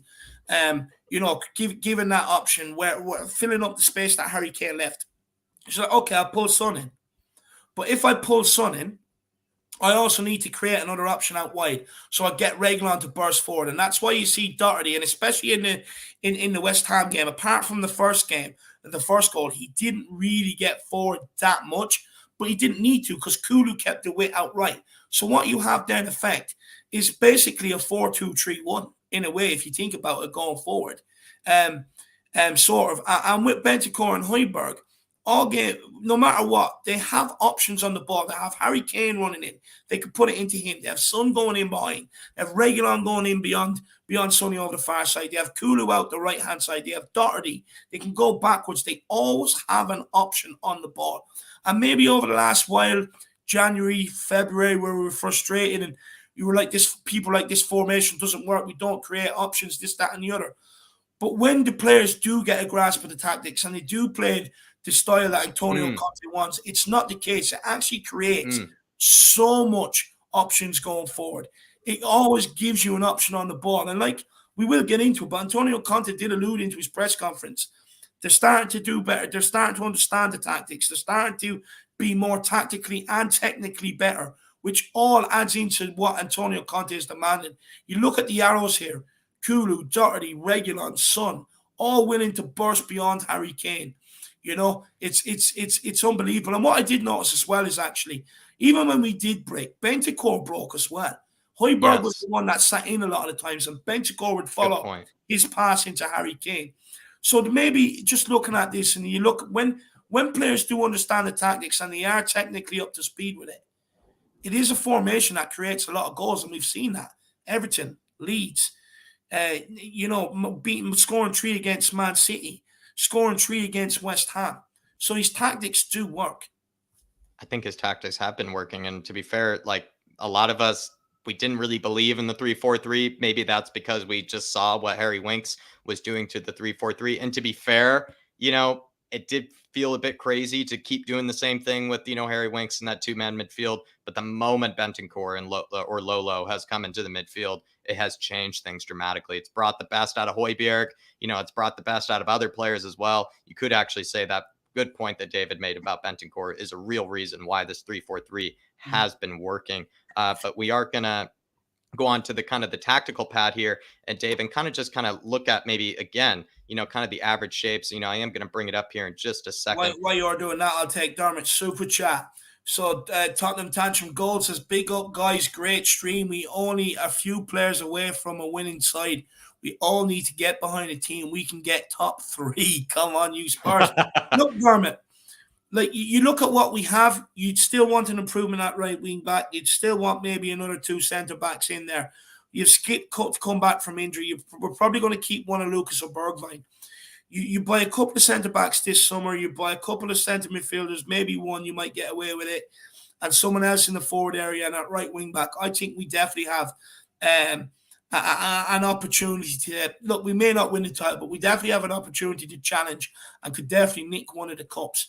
We just need, because what we've seen this season is when players have gone out injured from that first 11, what's killed us? Sanchez, Winks, players like that coming in where the drop-off in quality is just absolutely ridiculous. So if we can replace that drop-off in quality with players that we do have quality, so that we can rotate midweek, so that if we do get injuries, they're not as massive blow. We have someone else to step in. There's no reason why we can't challenge next year, Dermot. Our biggest problem this year has been not being able to rotate the squad when we've had games coming in thick and fast because of drop-off in quality is crap. And when we've had injuries, the players that have come in have just not been up to the level. And that's the main reasons why we've dropped the points this year, Dermot. We get in the better players. That just does not happen. Big yourself up, Dermot. And everybody, check out Tottenham Tantrum Gold. Beautifully put, Dave. Nothing more I can add. The only thing I could think about, Dave, is maybe what's popped in my mind. We've been speaking about all the chances that Reguilon has blown, maybe being in front of goal. kind of thought maybe someone like it's not going to happen. Maybe someone like a Robin Gosens, would have been great for us. I know he's moved over to Inter Milan now, but somebody that can find himself in that sort of position that Reguilon can and actually bang it home, and we would be an unbelievable attack, I would say. But the fact that Reguilon is in these positions in the first place, I think you have to take benefit from. I must say I've been impressed by Sessegnon, but what I do find interesting is Sessegnon, at least from what I've seen, has not been finding himself in the positions that Reguilon has. So it's just kind of this two-part, and King Hoddle put it perfectly last night on the member show. It's like, what would you rather have? Would you rather have the guy not be in those positions and then not have that outlet of a ball in behind? Or would you rather somebody have that outlet and be that guy in behind, but blow the chances? It's just which one would you rather take? Personally, maybe Dave, I'd rather just be blue balled by Reguilon every single time, because at least it allows us to keep the threat. At least it allows us to keep that fullback honest, not allow him to take maybe the space away from Son. The movement that Reguilon is making, the width that he's creating, actually probably you could say is single-handedly some of the reasons why Sonny had so much space in behind, because players like Johnson out wide couldn't cheat. They couldn't cheat because they knew that Reguilon would be there if he were to cheat. So I feel like, again, yeah, Dave. Yeah, what I will say on the Reguilon and Sessegnon situation is right, what Reguilon has that you can't teach, right, is the work ethic, the desire, and the engine to constantly, and the unselfishness to constantly keep providing them runs, even though Up and down. sometimes you're going to be overlooked and you might not get the ball, right? You cannot teach that. You either have that desire, hunger, and work rate to be able to do it, or you don't. But what you can teach is composure. You can teach them how to strike a football. So he has things that you can actually teach him. Now, whether Antonio Conte wants to teach him or whether he wants to finish the article remains to be seen, and we'll find out this January. But with Sessegnon, he has composure. He has that composure. Does he have the work ethic and desire to provide the option like Reguilon does all the time? Well, we'll see on that. Yeah. But I just don't think left wing back is an emergency this summer. I don't think that's where we need to be spending the money. I believe it needs to be centre back, centre midfield, right wing back, and another player in the forward areas. Yeah, I agree, Dave. I mean, I think we probably, ideally, in a perfect world, we would want maybe another left wing back, a better left wing back. But like you broke down well last night, it's not really the highest priorities. It kind of falls down the pecking order in terms of priorities. Everyone here, we kind of just wanted to make this part, I feel like, a bit more interactive, because we were kind of giving you still images and whatnot, things that are kind of prepared beforehand. But we figured here, we kind of just maybe show, what we could actually kind of create here. I'm figuring, Dave, maybe we could actually start out. Let's say we're actually lying a bit deeper here, let's say. And maybe because we did say, especially in the beginning of the game, Dave, I was a bit worried because it felt like, West Ham actually were kind of pressing us, a bit higher. I thought I kind of found Souček a bit higher. Rice, I feel like, was kind of staying a bit further back. It actually, if I remember correctly, he was actually sitting right in front of Kane lots of times. He wanted to take this pass away from Kane. Bentancur and Højbjerg then would kind of fill these sort of spots, you would say. Again, Decky kind of keeps his width out here. Maybe Doherty, if he pushes back, Masuaku can kind of follow him forward. Then Cresswell can be responsible for Decky. And then Reguilon, again, like, it's not really like you saw too many times, like Reguilon really dropping deep. Felt like he was just kind of sitting up here. So I feel like we're going to keep him up here and keep Johnson honest. And then again, like Sonny, it's not like I'm going to push him out here or anything, because pretty much, again, majority of his space was right in front of Kurt Zuma here, and being able to find that knock on. So I don't know, Dave, maybe we're going to recreate this, with goals and things like that. But, maybe Dyer passes it out wide. You could see Ben Rama putting a bit of pressure here. Kulu drops, maybe Souček drops, Antonio drops. But what I really liked about this is that maybe what happens here is that Dyer, I feel like, always kind of show an outlet. And then if, let's say, Antonio honors that pass, or maybe he wants to take away this pass, what happened then was that then Davies could just play this pass inside to Bentancur. Højbjerg was always right next to him, right? So it didn't mean that when Bentancur received it, he was alone. You would have Højbjerg even dropping this far deep. There was even pictures I saw, Dave, where Højbjerg was right here, at times to receive the ball. That honest, to be that outlet for him. So then you kind of think about it, that press that we were showing from West Ham, it looked kind of scary, right? It did look kind of scary. It looked like there were not a lot of options. But the way that we just kind of looked at it right there, now you can kind of see Souček. I mean, what's he going to do? Is he going to pressure Bentancur there? But can't really, because then you can just lay it off to Højbjerg. Højbjerg has time and space. Rice can't then come and attack him because then he's leaving Kane alone, leaving Sonny alone. And then these passes are way too easy. So I must say what actually was maybe the benefit of this formation was, again, the whip. Because with the whip, it just makes kind of a press very hard to run, because when a team keeps its space, when the team isn't playing narrow, it makes Dave a press a lot harder to complete. We even saw it against Man City as well, where Man City were trying to press us. And the fact that these center backs were keeping so much width and these midfielders were there as outlets made it so that there were passes available. And the passes that were available, they actually had time and space to make a decision. They weren't going to be flustered. They didn't, have to make a dangerous pass or anything. So I actually, maybe the big important part here is the fact that I feel like these center backs, as well as the midfielders, always shone for each other. They did a lot of unselfish work when they received the ball, so that none of them had to make any sort of sketchy pass, if any of them were pressuring, the guy on the ball. So I must say, maybe an important factor is that in the beginning of the game, it felt like in a lot of games, the team will pressure you, the team will kind of take the game to you. But it felt like Spurs actually were quite comfortable with it. It felt a bit shaky just because I think there were a few loose touches from Dyer. I actually remember in the beginning, but to say that Dyer actually didn't have time and space, I think you'd be wrong. I felt like he did have time and space. It's just that, once the boys kind of settled in, kind of became a bit of clockwork, I would say is maybe the right word for it, Dave. They just had too much time and space to make decisions. And again, the fact that you said earlier as well, Dave, then I'll leave it off to you. There isn't that extra midfielder here. So when Souček presses, and maybe when Antonio, let's say, loses it, or Benrahma loses the press, it's an open midfield. There's not somebody here to, again, help them out or, to do a bit of the legwork. It just becomes an open midfield. So Højbjerg, again, can play it to Kane. Højbjerg can easily play it to Romero. Romero works it from there. It just becomes actually a bit easy once you get it into Bentancur and Højbjerg. And that's probably why it looked actually so easy for Bentancur and Højbjerg that day. Maybe because, again, with David Moyes not including that extra midfielder, their life actually was a bit easier.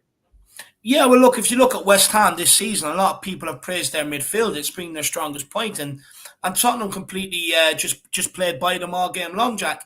Look, a lot of the times the ball was going to Dyer, out to Davies, into Reguilon. Reguilon would then pop it into Bentancur, because if you just bring Reguilon back a small bit, Jack, right? So for instance, Reguilon would drop back there, the ball be popped into Reguilon from Davies. Bentancur then would come over and create that slight little option, right, to receive that ball. So what happens then is, and you'll see this in when the build-up for the goals as well, but Reguilon then pops it into Bentancur, right, which means that midfielder that's on Bentancur presses, what actually happened is Rice got caught out a couple of times then, trying to anticipate the pass to Højbjerg. And what it actually done then is when Rice anticipates that pass to Højbjerg, right, Bentancur can sense that. So what it does then is Harry Kane drops in deep. Bentancur sprays it into Harry Kane. Now, if we go to Harry Kane for a minute, just with Harry Kane, right, if we can just move him about for a minute. So what Harry Kane does is he drops in deep. He drops in from occupying that centre-back in deep to provide that option, that pass and outlet. But even if it does go out right to, say, Kulu, or goes into Sonny's feet, Kane will always shift across side to side to be able to sync up with them. You'll see that again in one of the time and time again. If you watch highlights of the game, if it's out to Kulu, Kane will come across and help him. If it goes to Son, Kane will come across to help him. So what in effect that was actually happening, Kane was kind of dropping deep to get on the ball. But Son would then instantly create. So when Kane drops in, he's already pulling that centre back with him. And all Son has to do is just run inside the cat kicker. And he done it all game long. Look at the trouble he caused them. He got two, but he put the pressure on him for the own goal as well. And it was happening all game long. So Kane was freeing up that space, dragging that centre back with him. And it left Son with acres of space to constantly run in behind. But with Kulu also holding the weight and staying high, it occupied the third centre back, right? Which meant every single time there was just spaces at West Ham's back line all the time. And Kane is absolutely crucial to this system and was crucial, and which is what actually allowed Sonny to flourish this game, in my opinion. Dave, that pass you even spoke about, right, to Harry Kane. So let's say this pass comes in. We saw this time, maybe Michael Dawson here. he puts a bit of pressure on him, and Sonny makes this run like you're talking about, runs inside Kurt Zuma. Kurt Zuma honored it every single time because you Yeah. can't not honor it. But then again, look what happens here. Because it's not like Harry Kane. We saw under Jose, Dave, Harry Kane, he always had one option, and it was Sonny. If that option wasn't there, the team, didn't have anything going for them. But when you have Reguilon here staying high and wide, it forces Johnson to have to honor him. And even again, Reguilon, I feel like people often forget, Reguilon is quick. He burns the pace. He is quick. And I feel like he actually showed his pace. So I think he was honestly beating Johnson in that 100-meter dash every time. It kind of felt like. Well, it's clever because right, Antonio Conte knows that Reguilon will burn most fullbacks with his pace at full speed, running without the ball, right? But with Son, like you showed there, dragging the cat kicker with him, it opens up that space then for Reguilon to come into. So now all of a sudden, Kane can hit Sonny, he can hit Reguilon if he wants to. He can also give it into Kulu, which then you can see Doherty then comes into the play. So Antonio Conte, he has a plan and a vision for every sort of movement that picks up. Because like you see, if it does go to Kulu, Doherty's there. There's already an option there for Kulu, so he doesn't always have to go back into where it came from. It's very, very clever. And like what I was kind of explaining to you there with the Bentancur into Harry Kane, you will see that. I think it was for the second goal. But there was also a one where before that, where Sonny hit the post, it was more or less the exact same sort of move. It was unbelievable. And when Kane dropped deep to be that option, then Son moves into behind being the outlet, which was also reflected in the first goal, the second goal, and the third goal. All three goals came from that. Bentancur always moving into the pockets of space to receive the ball off the back line or from Reguilon. And again, you will see that reflected in the second goal when we show you the exact replica of the goal. Reguilon into Bentancur, popped into Kane. It's unbelievable. It is unbelievable. I think another important part, Dave, and I'm going to try my best to really recreate this, right? But think about this moment as well. And I think we all knew this because, I think we all had a bit of, maybe perhaps, something going on down under when Bentancur, right, he receives the ball in this position. We saw Ben Rama press. We saw Souček press. Højbjerg, I think, was probably an outlet here, and Dyer was an outlet here. Antonio's pressing. What did Bentancur do here? He was able to spin them, right? He was able to spin through that midfield, able to take all these guys out of the game, as we remember with that beautiful turn. Rice then was left isolated, and again, remember that pass. What did Bentancur do, Dave? He didn't just pass it off to the side here. Didn't, look up to his misses, say, get a hold of me. He actually passed it right into Harry Kane's feet here. And that didn't even lead to a goal. That pass that, Bentancur did, but it's the same principle that you were just talking about, Dave, where Bentancur, he was that guy that was playing the pass constantly into Harry Kane's feet when Harry Kane was dropping deep. I wouldn't say Højbjerg was doing it as much, not really at all. It was Bentancur every time playing that pass in Harry Kane's feet. And like you said also as well, somebody's going to have to honor this because you don't just leave Harry Kane here. Someone's going to have to be dragged out of position. Even if it's Rice is dragged out of position, then you still have space with other players. But Dawson, Zuma, one of them gets dragged out of position here. And it must be said, Dave, like you said 1,000 times, Bentancur playing that pass into Harry Kane, it wasn't even just in the goals. It actually happened in plenty of other occasions that didn't lead to goals, but it led to really good chances. Yeah, exactly. And basically, I think what we're trying to show you here, and everything what we've talked about, you will see in the goals that are coming up now that you will see them. But everything we've talked about, if you look at it, there's overloads all over the pitch in the forward areas, out wide, the three centre-backs spread quite wide as well to try and cover that whole width of the pitch. And you may look at it at times and say, oh, well, the centre midfielders, maybe they're the two isolated ones in the team. But when you have a player like Bentancur, who can single-handedly beat the press with a dribble or a pass, and you have someone like Højbjerg as well, who has upped his passing game a lot lately, they're not exactly isolated. What Conte needs is two midfielders in there that can handle themselves. And once he has that, the formation works, and we can clearly see that. Yeah, spot on, Dave. I feel like, in terms of the interactive element, I think we covered a lot of it there. I think it was Yeah. nice actually to be able to kind of just toy with things there, kind of just show a bunch of things that we weren't able to maybe do ahead of time. Hopefully people enjoyed that part. I must say this was David's idea actually to do this, because normally on Stats with Jack and everything, we kind of just do everything planned ahead of time. But sometimes it's just nice to be able to just say, what if we were in this situation? What if, Yeah. the players found themselves with this sort of, moment in the game? And I feel like we really did kind of have a bit of fun with it, I must say. But do let me know, everybody, if they did like that kind of interactive element. Just a super chat here from Dermot before I bring up the next, element of the show. And he's saying we need to play Highway to Hell before the game, Dave. Yeah, look, it definitely get them up for sure, Dermot. I mean, look, you just need to come to me for a playlist. Like Jack, I always pop into these strings with a good out tune on. Get you in the mood, get you in the zone. They just got to come to me for a playlist, Dermot. But Highway to Hell is definitely on it, my man. I'm on a highway to hell. Come on, Especially with gotta love Hoytberg it. and Bentancur in the middle. Honestly, a perfect song for them, Dermot. Big yourself up, my man. Big yourself up. Now moving on to the fun parts, breaking down the goals that were Yeah, scored, everybody. So this is, again, a section kind of probably similar to what you've seen with Stats with Jack, where we do kind of just break down the actual goals that were scored. Again, remember this situation, first goal that was scored right in the beginning of the first 10 minutes of the game. I think what happened here, Dave, was Dawson, there was a bit of pressure from these three. And I must say, everybody, I took frame by frame of the goals and I tried to find every single person's position in the 11. It's not maybe yeah. perfect, but I would say it's close. I would say it's close to what It's the very positions perfect, were Jack. of every single person was around these sort of positions, including the West Ham players were all in these sort of positions. Dawson plays this kind of sort of sketchy pass into Cresswell. Cresswell, I believe he took a touch or, had to really get rid of it quite quickly because of this pressure here from Decky. And what happens here is that this pass almost ends up being a bit of a degree to a hospital pass into Masuaku, because Masuaku as well, Dave, he's left-footed. So, how is he really going to receive this, Yeah, when you think about it? And so then what happens, as we saw, Doherty's able to kind of actually, and I can't believe he did this, he actually showed Masuaku the weight room here and was able to win it off him. He then kind of stumbled and played it into Harry Kane.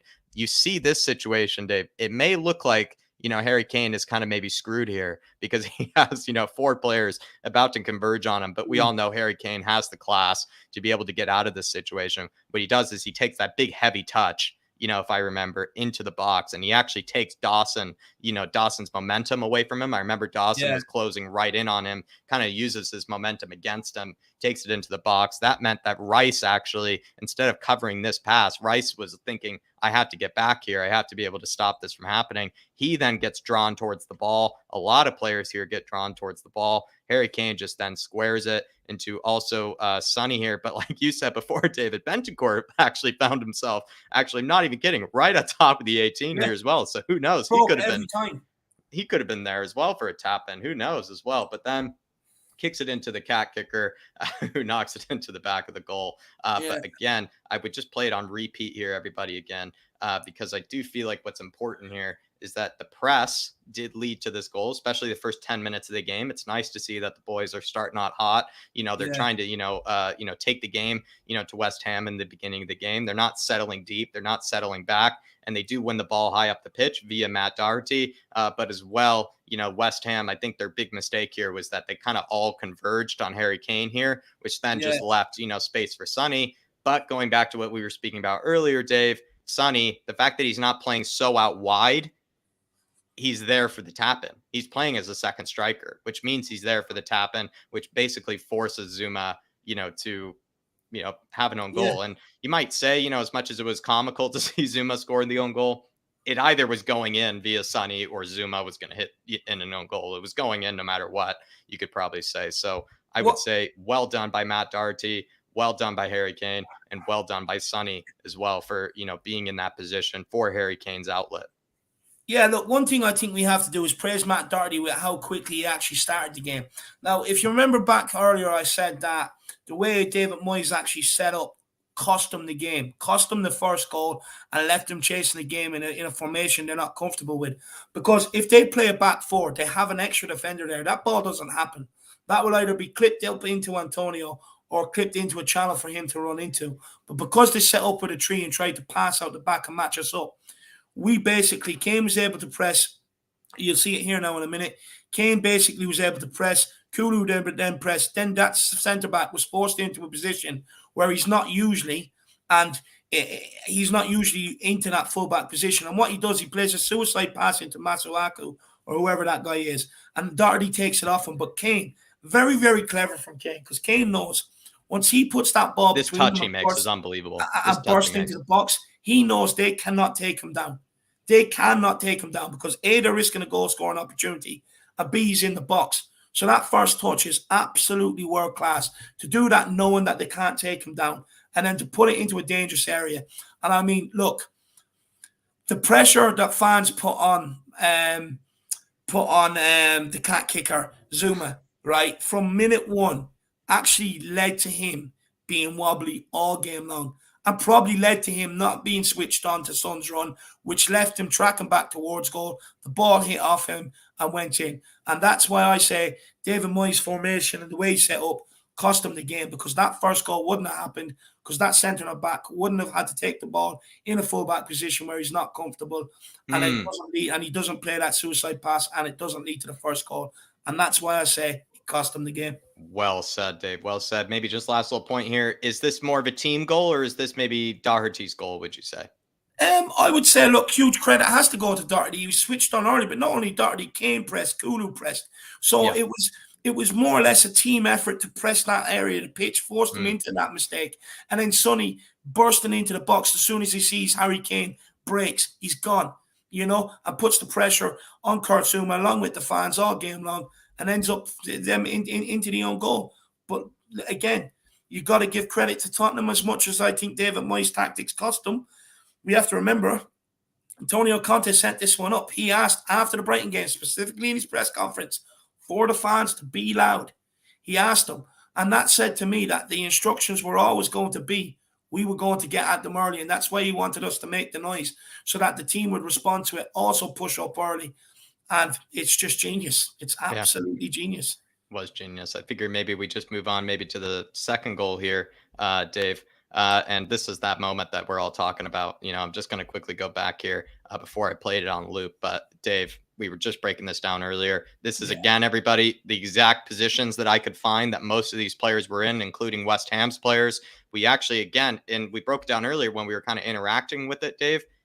Bit scary, you could say, this sort of situation, right? Lots of West Ham players pressing high. And then what happens here, though, is that Bentancur shows inside, receives it, and Harry Kane, what is he doing? He's dropping deep into that middle to receive the pass from Bentancur. And then from there, like we even broke down earlier, Kane plays the most delicious pass into Sonny. But Sonny actually, funny enough, was a bit further out wide, but like he was told, like he's been instructed, drops inside, comes inside, into the middle thirds of the pitch, and then is able to make a run beyond Zuma into the back line or in between the lines. And then Harry Kane, the best passer in world football, basically is able to find that pass into Sonny. Maybe the most important part, maybe along with Sonny's movement, I would say, is the sort of pass that we've been breaking down, Dave, with Bentancur and Kane. Well, I mean, look, that pass from Bentancur, if Winks is in the team, it doesn't happen. It simply does not happen. Look, what I enjoyed is we lured West Ham onto us. They tried to use a blueprint that other teams have used, press an area of the pitch, you will put something under pressure and they'll make a mistake. But what they didn't realize is that Antonio Conte knows that this team now, because he's kept forcing them to keep persisting and keep playing the same way, even though fans and the players may not have liked it, that is the reward, and that is this goal all over. It's into Bentancur. Bentancur plays that pass, but Kane also unselfish running. Now, Harry Kane could easily say, look, I'm a goal scorer. I want to be the main man. I want to be on the back papers every single week. I'm not dropping it deep. Get Kulu to do it. Get Son to do it. But he doesn't. Unselfishly drops in, creates the angle for that pass for Bentancur. And Bentancur has the bravery to do it as well.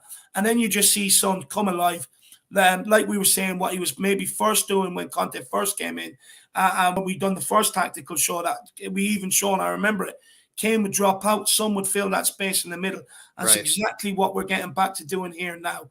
And Harry Kane, of course, we all know he has the vision to be able to play Sonny in.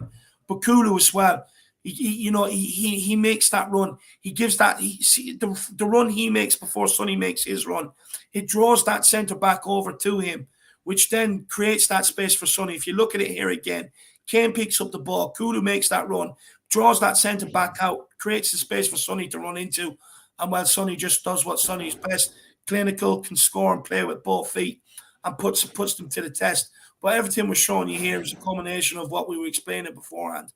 Yeah, absolutely. And I would say, just as a quick break, everybody, a great super chat in here from maybe what you said before, Dave, the Conte expert, to bottom Duda, the Conte scholar. This guy knows everything from, what side of the pillow Conte sleeps on, to everything about the guy. And he says Conte's Scudetto winning team had 17 different players who scored, with 11 of them scored at least 3 goals. Hakimi, Barella, Sanchez, Skriniar, Darmian, Perisic, D'Ambrosio, Eriksen, Gagliardini, Lukaku, and Lautaro.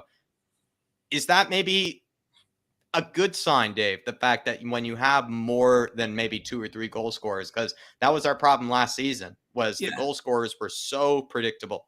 Do you feel like with Antonio Conte, maybe if he gets a bit of backing in the summer, it's not just going to be one goal scorer, it can be more than one threat, maybe like the bottom Duda is expertly saying here? Oh, well, I mean, look, you put the money in, you buy better quality. You ultimately get a better quality of player who can finish a ball given put in the position. But you already see what Conte has done with this. Before he came in, it was all about Son and Kane the 2-0. Kulu has come in, hit the ground running, scoring and assisting. Doherty has scored under Conte. Reguilon has scored under Conte. Session has assisted under Conte. Højbjerg has assisted under Conte. Bentancur is coming to the fore now. So we are starting to spread the goals out a little bit more around the team, the creativity a little bit more around the team. What we do ideally need is what you see on this list, which maybe we haven't seen this season, maybe under Antonio Conte, which I would like to see more of, is goals from midfield, aka Højbjerg or Bentancur. But that will come. The longer he works with these players, the more that will come. Look, he's got Bergwijn, he's got a couple of goals from the bench. Lucas Moura has a couple of goals underneath him. So we are starting to spread the goals out a little bit more. But ultimately, some of the players that maybe haven't took as many of the chances, or maybe are not providing the goals that Conte would, that's where you look to improve. That's where you get the better quality player, and you ultimately get a few more goals from all these players purely because of the quality of them. So, look, great point, but I do think, and you're already starting to see it, that we are starting to maybe spread them out a little bit more. It's not just Son and Kane anymore. Maybe from that list there to bottom Duda, the person that does come to mind, and I know he's probably getting on a bit, but I've been saying this for a long time, this team has been crying out for an itch. I would definitely take Perisic out of that lineup because, Dave, imagine Perisic in the positions that Reguilon has found himself in. Perisic buries those because the guy as well. I think what's actually made Perisic have a really long career, and if anybody is kind of a bit of a Perisic kind of expert, I know bottom Duda probably is, but Perisic has always been really renowned for being actually really good with both feet. He actually finishes with both feet exceptionally. Did it back in the day over at Wolfsburg. I know I'm kind of nerding out here, but he really was an exceptional player with both feet, could finish it really well. And I think if someone like that doesn't need to be a Perisic, but someone like that in those sort of positions, you could see that person being maybe that 4th or 5th goal scorer when you do need it. And the rest of that lineup, I'm not surprised that some of those guys came up with goals. You look at Barella, class player. You look at Eriksen, of course, he's going to show up with a goal.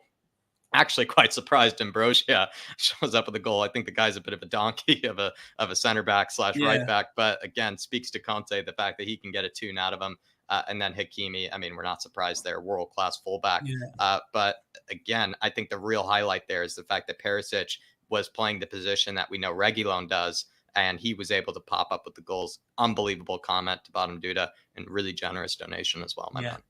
Big up the bottom Duda. I really, really do appreciate him, my man.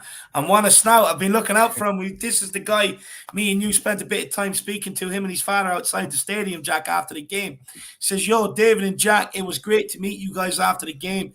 David, where you were standing after you walked off, there was a brown leather flat cap. Was it yours? I gave it in at the Spurs shop. It wasn't mine, my man. I actually forgot my flat cap. It wasn't Jack's. This was the one I was wearing. This was I'm the trying one to I think, was was wearing. Bengt Housman wearing a brown leather flat cap?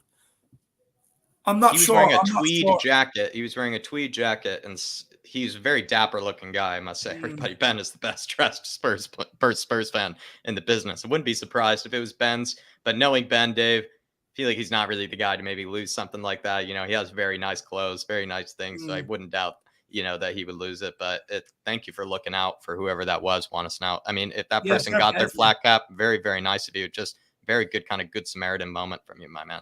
No, fair play to you. And look, I want to say it was an absolute pleasure speaking to you and your father, my man. Yes. It really was an absolute pleasure. And I hope you two are keeping well. Hope you two are still absolutely buzzing off that result. You were buzzing outside the ground. My man, your face was absolutely electric. The owl had a big grin on his face. I absolutely love it. It was a pleasure meeting you and speaking to you. Yeah. Big yourself up. He's Big actually up. real name is Luca. It's Luca is his real He name. was class. He was Yeah. absolute class. He Yeah. had more energy after the game than we did, Dave. Yeah. I was drained. He was coursing with the adrenaline. Oh, I envied it, actually. I envied it. The guy could go all night. He probably could have watched 3 more of those games, to be fair to him. Probably could have watched 3 more of them. Yeah. Big up, Luca. It was a real pleasure, my man. And hope to see you more in here. And also, maybe for the next time we're out there, my man, I hope to see you more.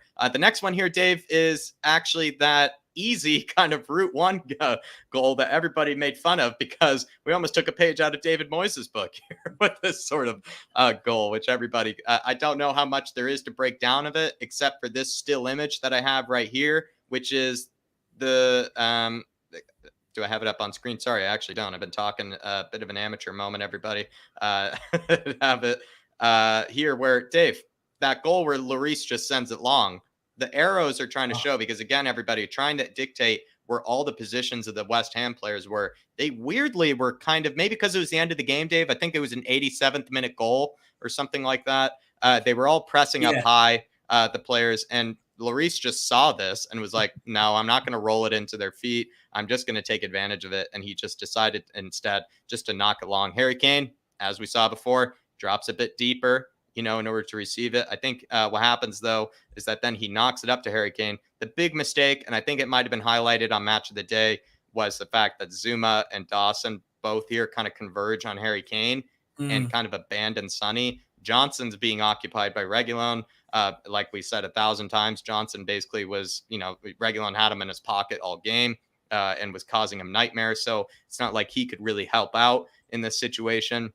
You know, Cresswell was being a bit overwhelmed by Decky. So it just, to a degree, I must be honest, Dave, a big mistake, I must say, by the two center backs here, because they both converged on Harry Kane. Harry Kane with a beautiful flicked on header to Sonny, and then Sonny's just in behind. It was actually, I don't know, Dave, as much as we had some beautiful goals, I do always love a goal like that. You know, it's just nice to see, you know, that we can score via the Route 1 sort of approach. But I don't know, Dave. I thought this was kind of clever by Lloris, you know, because he didn't decide, you know, to just play it into, you know, maybe Højbjerg or Davies' feet or Dyer's feet. He kind of just saw maybe an opportunity there. I'm going to give him the benefit of the doubt. And I feel like he was actually going for something like that. He just maybe felt like it wasn't worth, you know, trying to keep possession in that situation. Knocked it long to Harry Kane. Harry Kane with a beautiful flicked on header with the new haircut knocks it over to Sonny. And so I would say, as much as this was a world-class flicked on header by Harry Kane, bit of credit, I think, goes to Lloris here.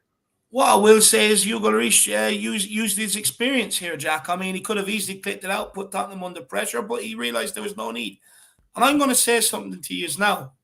He meant that, by the way. He's seen that, because most keepers, they'll just absolutely punt it long. But look at the way Hugo Lloris kicks the ball. He slices it, which means it's not just one that's dropping. It's kind of like one that's flying. And once Harry Kane fixes his head on it, Harry Kane doesn't have to do much. He just gets that touch. It glides off his head straight in behind. He doesn't have to force it, nothing like that. It's absolutely perfection from Hugo Lloris. And look, I'll be honest with you, Jack. We deserved it. The pressure we put them under all game forces, and the fans chanting all game how loud they were, forces them two centre-backs to make that mistake and go for the one ball. We actually deserved that, and we got our reward for putting them under pressure all game. They made a mistake in the dying embers of the game.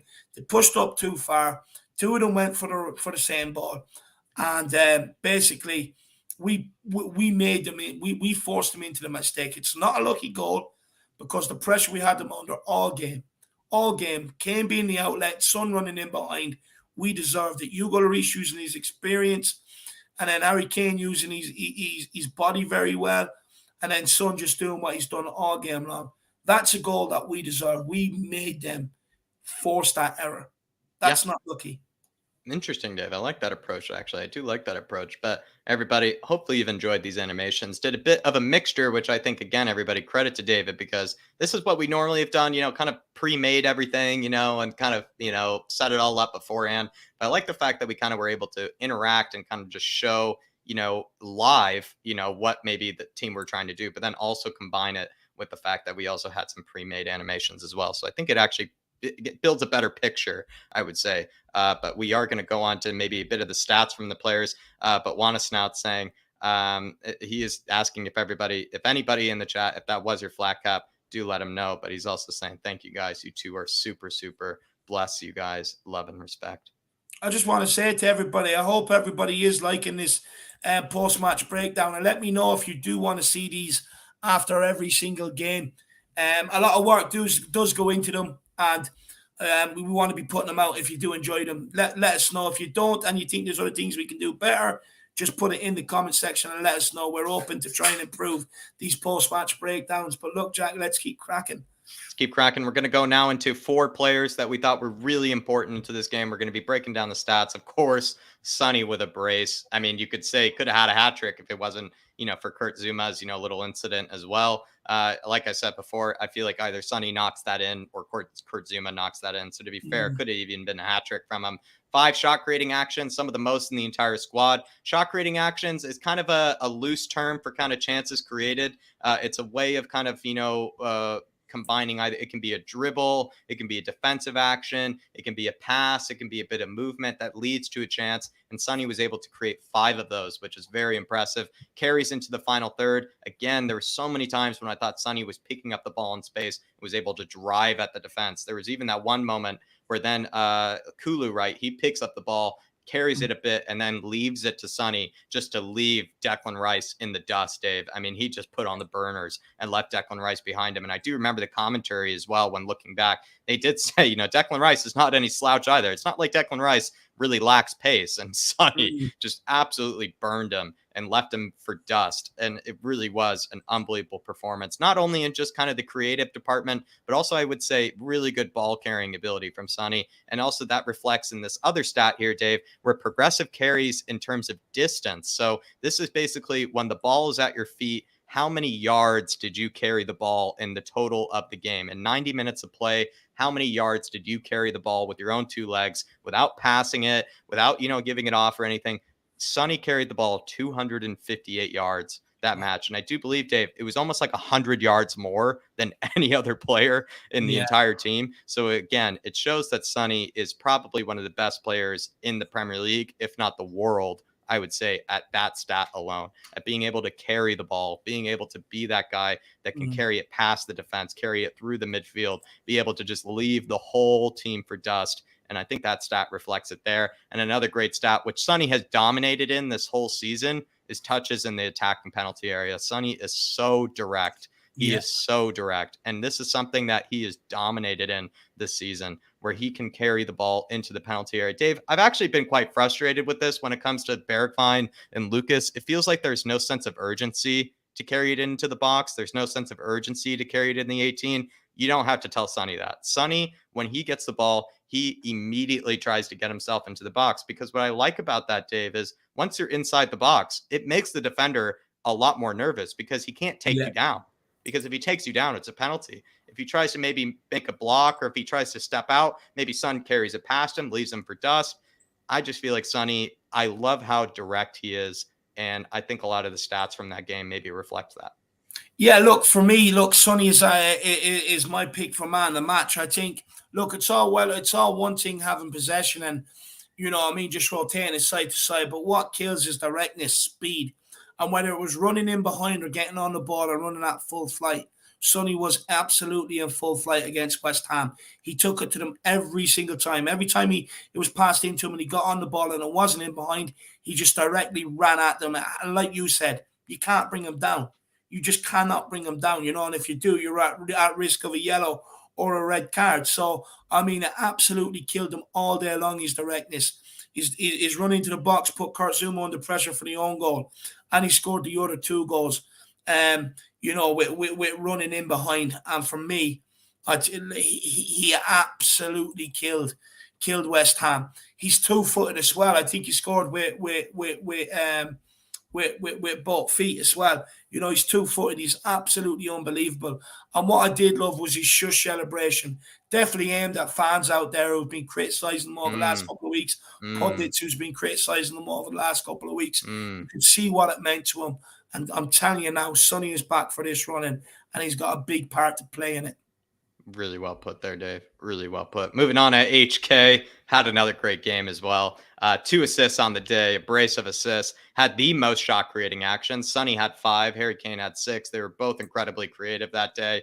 Harry Kane completed 3 through balls that game. And I took these stats from FB Ref, everybody, and I would say they are not generous when it comes to what classifies as a through ball. And Harry Kane had 3 of them that game, which again just speaks to the fact that he is he is the best passing number 9 in world football. And that stat right there, I think, reflected it that game. Passes completed under pressure, I would say one of my favorite stats actually in the business, because a passes completed under pressure is basically when you're just being hounded, Dave. They're pulling on your kit, pulling on your shorts, trying to take you down, and you're still able to complete a pass. You're still able to keep possession. And Harry Kane was able to do that 8 times. And I do believe that was actually more than any other player on the pitch as well. Also completed 4 key passes. That was more than any other player on the pitch. And then also skinned 3 players as well. Harry Kane, I would say under Antonio Conte, Dave, a big moment I've also noticed is that he's actually dribbling it past more players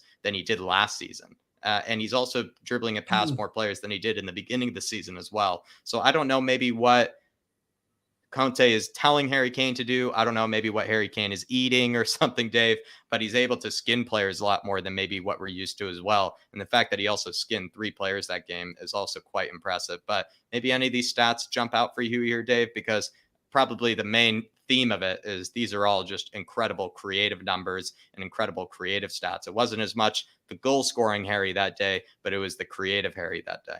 Yeah, it was exactly what he was asked to do, Jack. Drop in and provide, be that creative outlet. Look, 2 assists. It should be 3-1 for the own goal. Shot creating action, 6 on another day as well, Jack. You would see 2 goals beside his name. Through balls to Sonny all game long. Passes completed under pressure. I mean, sometimes when he is taking them balls in, he uses his body very well to be able to hold it up. It's not an easy thing to do. Key passes and players dribble past. I mean, look, for me, it kind of sums up and defines his role. He wasn't the outlet up front. He wasn't the one running in behind, covering the yards like you seen with Sonny.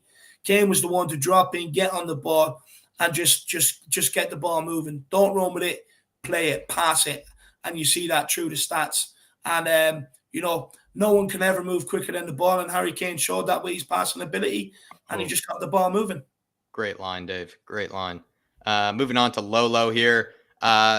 He actually had the second most pressures, Dave, out of anybody in the whole squad. Yeah. What I've actually noticed is that this is a stat that Højbjerg normally leads in, but I feel like ever since Lolo has come in here, Dave, Højbjerg doesn't need to be, burdened with that sort of, responsibility. Højbjerg can maybe play a bit more the role that we know he does best, which is probably lying a bit deeper, being a bit more that kind of sweeping sort of kind of defensive mid. And then it allows Lolo to be that guy to be able to surge forward as well as also press high, which is probably exemplified in the fact that he had, I believe, the second most pressures in the entire squad, had 3 tackles and interceptions combined, had, I believe, some of the most ball recoveries in the whole squad, which is, I think a ball recovery, Dave, is just kind of a sign of intelligence because you're able to pick up the ball when maybe it's loose, when maybe there's a deflection or, it nicks off somebody, you're able to read it, you're able to pick it up and keep possession. And he led, I don't think he led in that stat, but he was very high up there.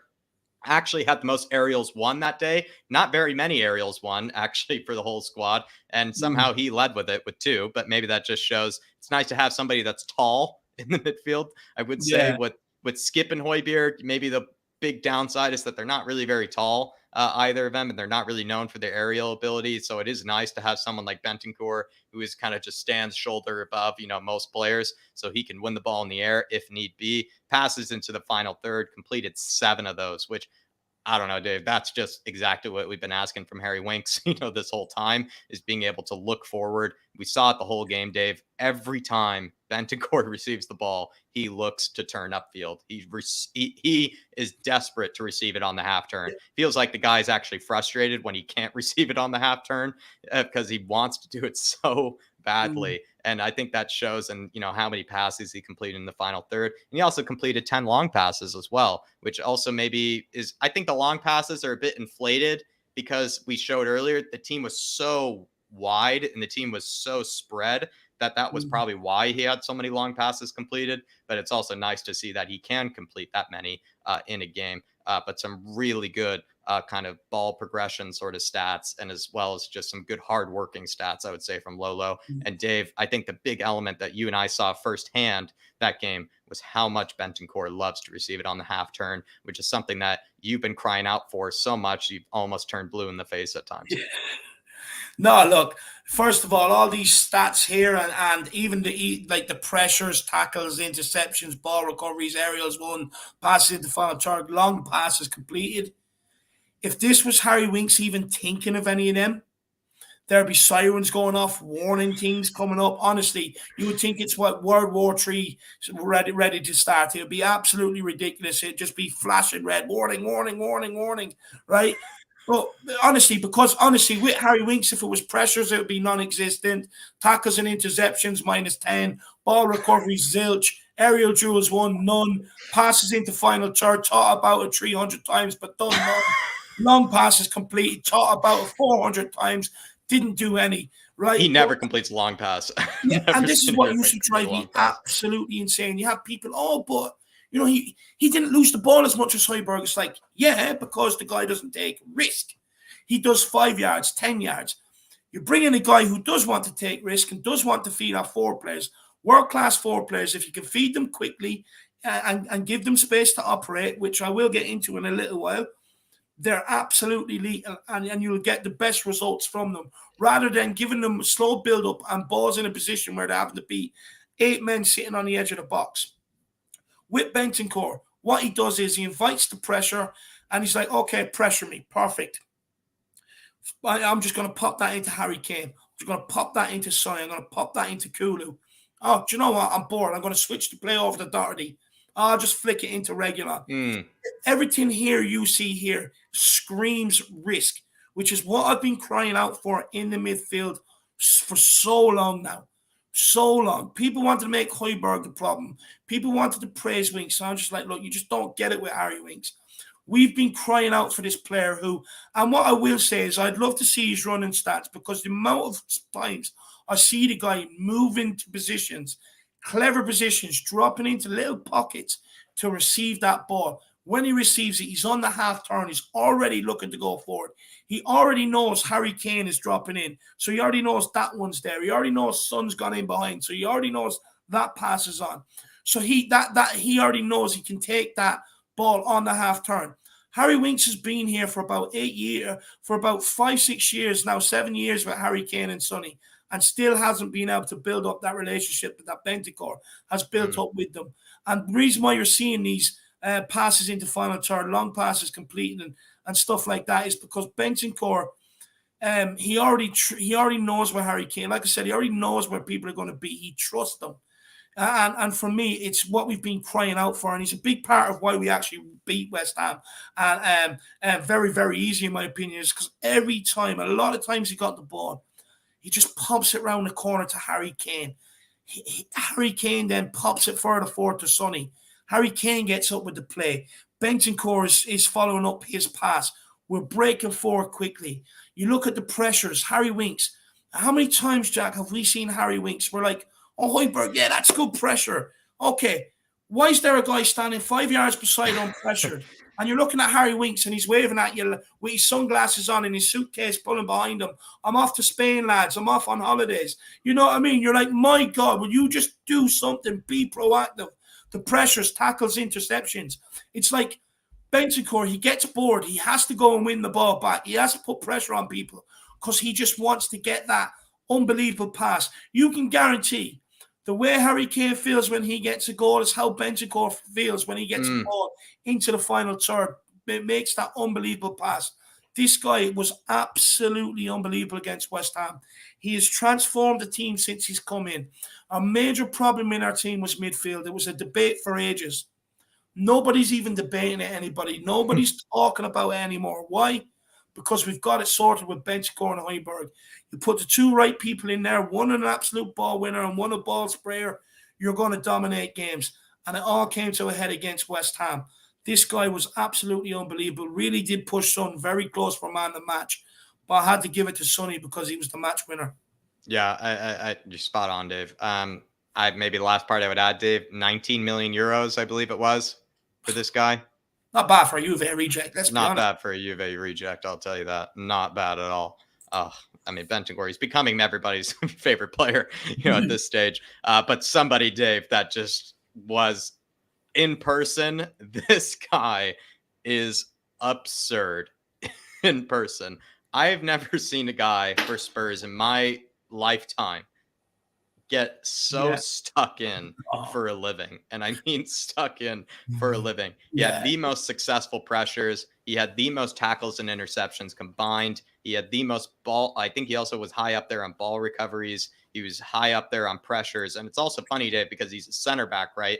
You'd think he would not be high up there on pressures. And the guy, he just gets bored, like you always say, Dave. Just needs to win the ball back. He gets a bit stir crazy, he does. you could say.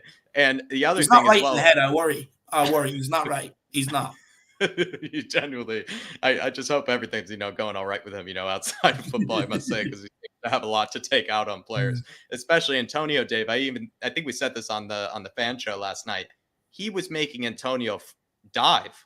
He was making Antonio dive. I've never seen Antonio dive, to be fair. That he's actually somebody that really also, Antonio actually likes physical contact. You can tell that he likes a bit of the physicality of the game. He made Antonio shy of physical contact. He made Antonio, actually want to be off the pitch. And that is just exemplary, I would say. And a bottom stat there before we go back into the defensive stats. Dave, what I love about Romero is that not only does he win the ball back, but he doesn't just pass it sideways after he wins it. He plays the ball forward. And Dave, he had the most progressive passing distance in the entire squad. And I think it was about by like 200 yards more. So he played 200 yards more of passes forward. So a progressive pass would be a forward pass of 10 yards or more. He played about 200 yards worth more of those progressive passes than any other player on the pitch.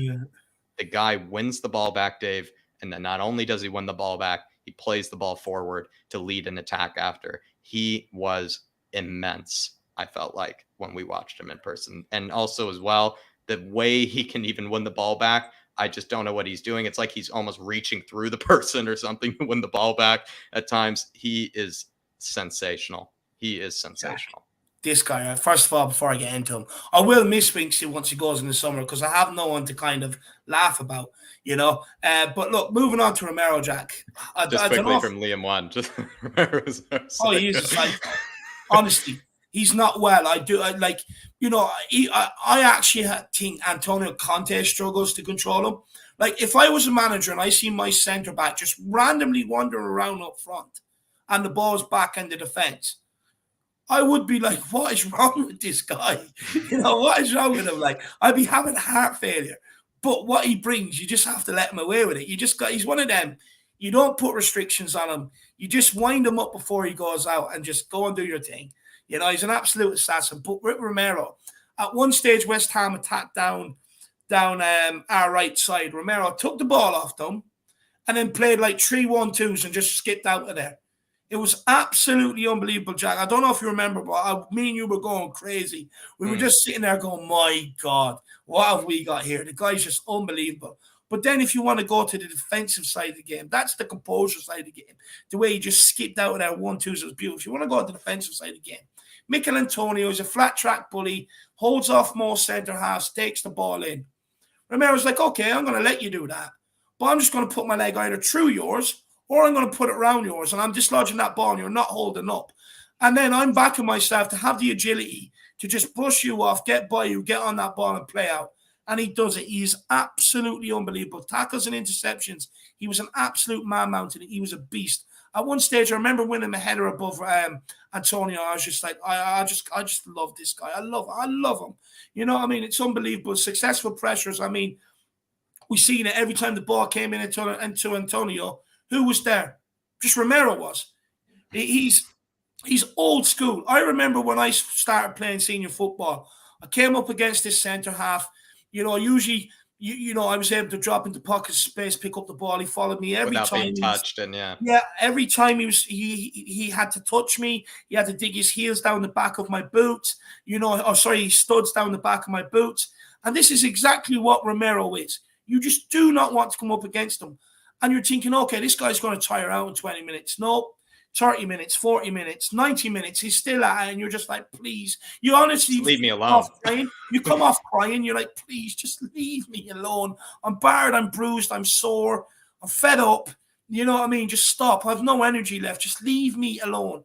He's absolutely unbelievable, Romero. Ball recoveries, pressures, progressive passing distance. I mean, he's so cool on the ball. I mean, honestly, I love him. I'm sorry, I love him. I know I'm rambling, but I love the guy. One of my favorite players, actually two of my favorite center backs of all time, Dave. And I know people might call me crazy, maybe because I might even be a psycho myself, to a degree. But Dave, I've always had a huge soft spot for Pepe as well as Ramos. And I feel like we have a Sergio Ramos or a Pepe in our squad.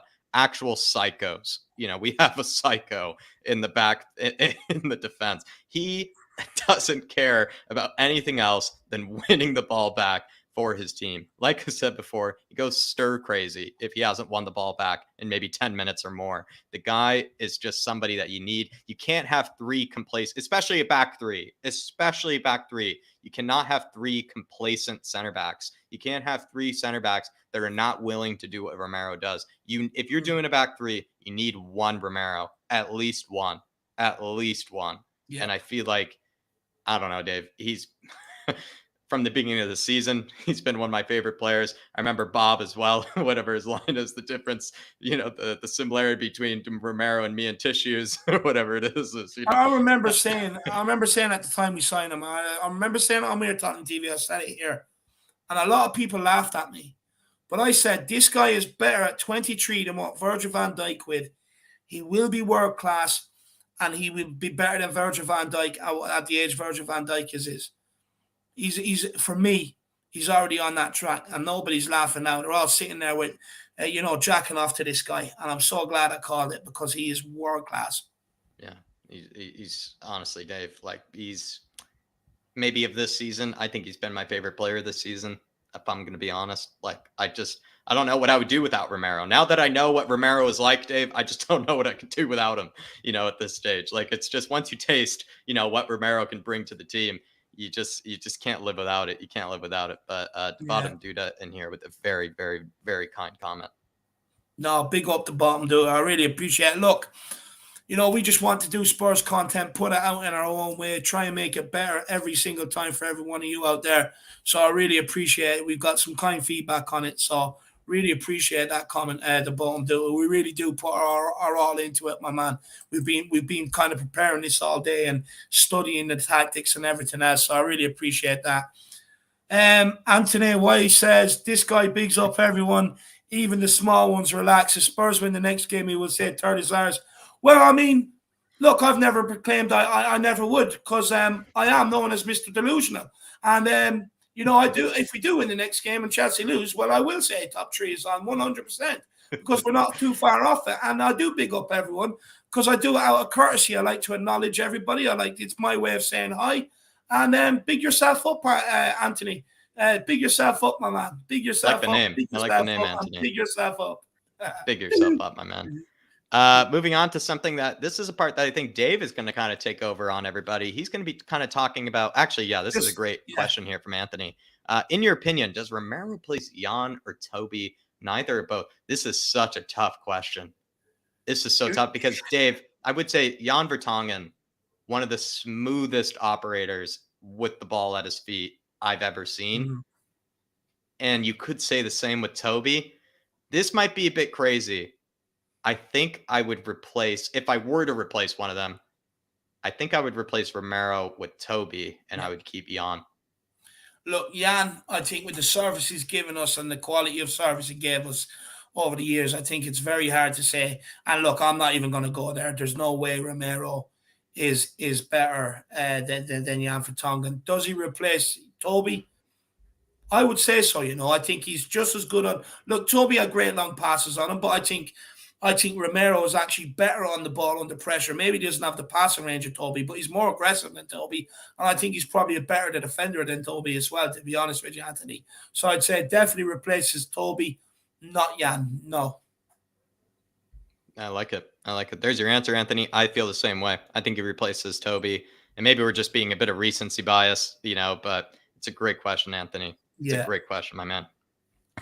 Donovan Osterreicher is saying, perfect podcast to listen to during a workout. Pump up, keep it up. Keep it up, lads. Wow. I mean, whatever you're doing, Donovan, hopefully have you on the pitch next week to maybe show some people the weight room as well, Donovan, my man. Show them the weight room on the pitch, my man. Big up, Donovan. Yeah, big up, Donovan. Big yourself up, my man. Big yourself up. But I think, so where we are now. We're talking about the wavelength. Dave, this is kind of your section here. I'm just going to go through the stats quickly, everybody. Son and Kane, they have now combined for 37 goals. Might actually be more than that. It actually could be more. Might actually need to adjust this stat. But I would say as well, Son and Kane, 13. This is just the league alone. This is not other competitions. This is just the Premier League. 13 goals and 5 assists for Son. 12 goals and 5 assists for Kane. Son's rating from SofaScore was 8.7. Harry Kane's was 8. What I actually find interesting here, Dave, and I know you're going to go someplace else with this, but I just want to ram this home. The fact that Sonny is actually going to get close, if not even surpass, the numbers that he had from last season. And let's say this, the numbers he had last season were sensational. Sonny is actually going to get close to the numbers he did last season, which kind of makes you think this whole narrative, maybe that Sonny's off the pace, Sonny's, nowhere even close to world class and all these sort of things. I don't know, Dave. The fact that this sort of season, the season's been so up and down, we've had times where we've solely relied on Kane. We've solely relied on Son. Now we're finally getting them both playing well at the same time. I would say this is another impeccable season from Son. And also, I think the second part here, the comeback that Harry Kane has made in terms of the goals and assist department as well, Dave. I think it's unbelievable. And I think what you must say is the fact that both of these guys, again, are getting, I don't know, with Harry Kane, like he couldn't ever really replicate the numbers he did from last season. But the fact that these guys are getting close, you could say, to the numbers they did last season is unbelievable. Unbelievable for me. But Dave, take it away. All I can say is, first of all, I never doubted it. I knew Big H would get them numbers again. I still think he'll finish our club top scorer. In fact, he could be close to could end up close to catching Mo Salah. Who knows, Jack? Look, I peaked delusional here. But look, with the goal combinations and what you're seeing here, the way Son and Kane combined against West Ham, it's clear to see that they're back on that one wavelength again, Jack. That Son and Kane are. Look, the way they combined for all of the goals, really, they all had both of them had their hand in all three of the goals. So they're on one wavelength. But not only that, the whole front three are on one wavelength. When that ball breaks to that front three, they don't need Bentancur. They don't need Doherty. They don't need Reguilon. They don't even need Højbjerg, because they can create chances between themselves. They're that good on the ball between Kulu, Son, and Kane.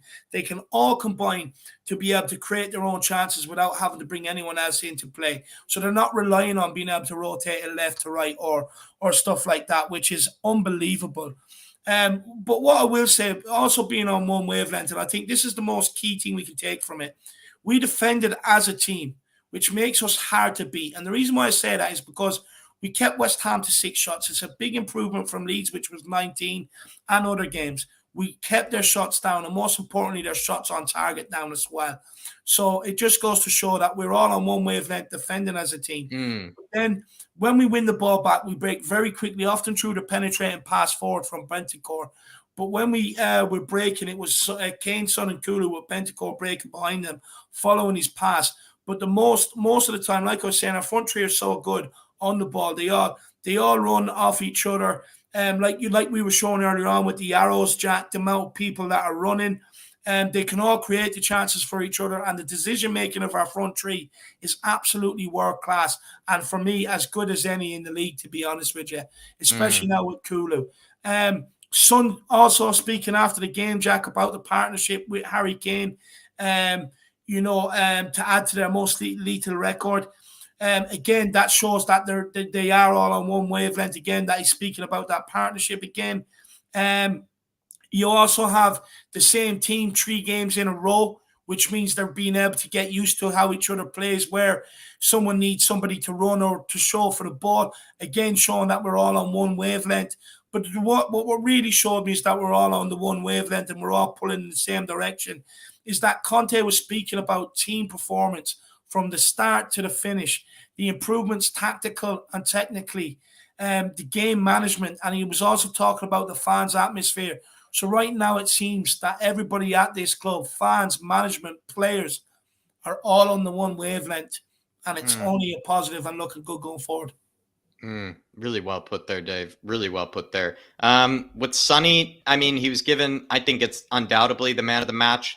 Sonny was. SofaScore gave him the best, match rating. But for you, Dave, I mean, is it just obvious? I mean, what made maybe Sonny the man of the match, maybe in particular for you? I think maybe it was not only just the fact that he scored a brace, but we saw like the pockets of space he was picking up. We broke down earlier the ball carrying ability that he put in.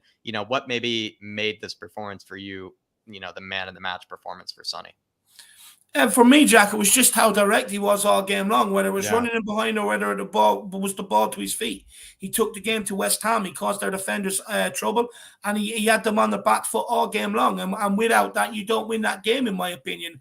A game against West Ham, it needs somebody like him. Look, Bentancur is absolutely excellent, starting their moves, getting the ball up into the final third. Also, he was excellent in the game management that we've seen in the second half between him and Højbjerg, keeping the ball rotating it left to right and stuff like that. But ultimately, it was directness and goals win your game, and that's why I gave it to Sonny. Yeah, I'm with you, Dave. And I actually heard this the other day, what makes the goal-scoring combination of these two so unbeatable, and I've said this before, Dave, and I think you might agree, there have been some great striking partnerships in years past, but what's been kind of the key in like a lot of good partnerships is that one of them is maybe the creator, the other one's the goal scorer. With Son and Kane, they're just both ruthless goal scorers. Yeah. Ruthless.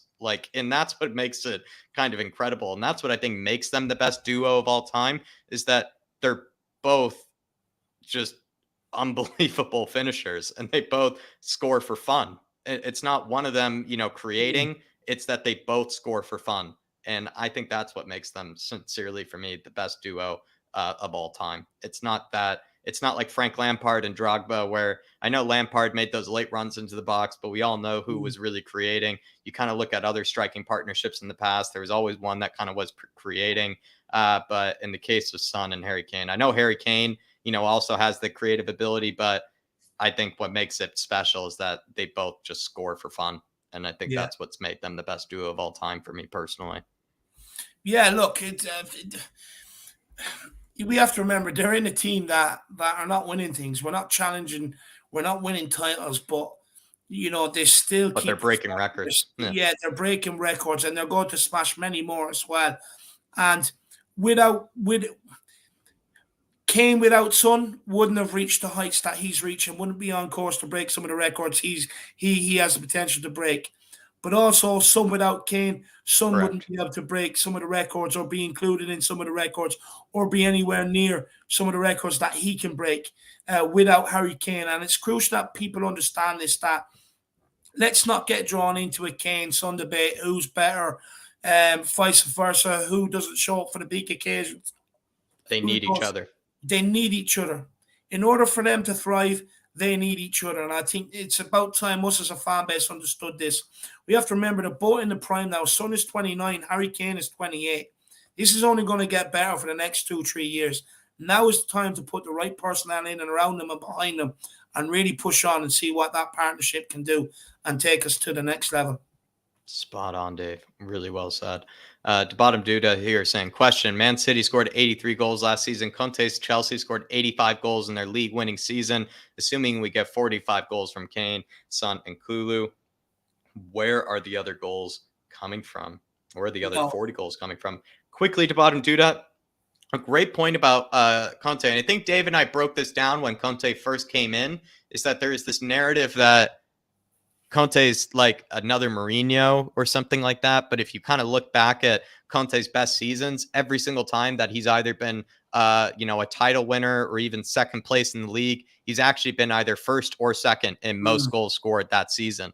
So as maybe he has this reputation of being a bit more defensive, but in terms of the goal scoring department, it just, I don't know, it just kind of defeats the narrative, or it defeats the stigma against him, because he really actually has always been producing teams that score a lot of goals. And maybe it might not be in the same way that Pep Guardiola scores goals or Klopp scores goals, but he still finds a way to have his team score plenty of goals. And I think that's something that I feel like a lot of people forget about Conte. He's not just defensively solid. He also knows how to make his team score a lot of goals as well. But where are those 40 other goals coming from? This is probably what connects to the transfer window here, because we've said, if you had someone instead of Reguilón that could be able to finish those chances, you could probably say 8 goals. Yeah, Dave said 16. Let's be generous. Let's not be too generous. Let's say 8. Let's say 8 goals get taken away from that. The third goal scorer is now potentially Kulusevski. But then you maybe think about it, there's probably going to need to be maybe some more goals from midfield.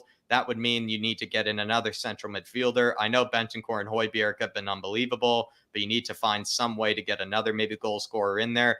I'm not going to say Papa Matasar could do that, but it's going to be crucial to find somebody that can be a box-to-box midfielder. We've had rumors with McKennie. Maybe McKennie could be that sort of like extra goal scorer for us.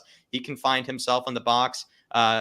Be nice maybe if a center back, like maybe actually what I do like about Dawson, Dave, from West Ham, the guy is a human missile in the air when he goes for headers. It'd be nice if we had a center back that actually could score some headers, from corners and things like that. There should be some goals chopped off from there. But I think you might be a bit underestimating how many goals maybe Kulusevski, Son, and Kane would do. I would say, let's go this way. 17, maybe let's say 17 from each of them. What is that, Dave? That's 51.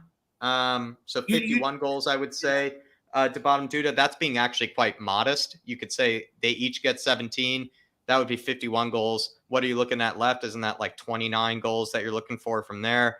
Then make it seems a bit more reasonable from there. It seems a bit more reasonable.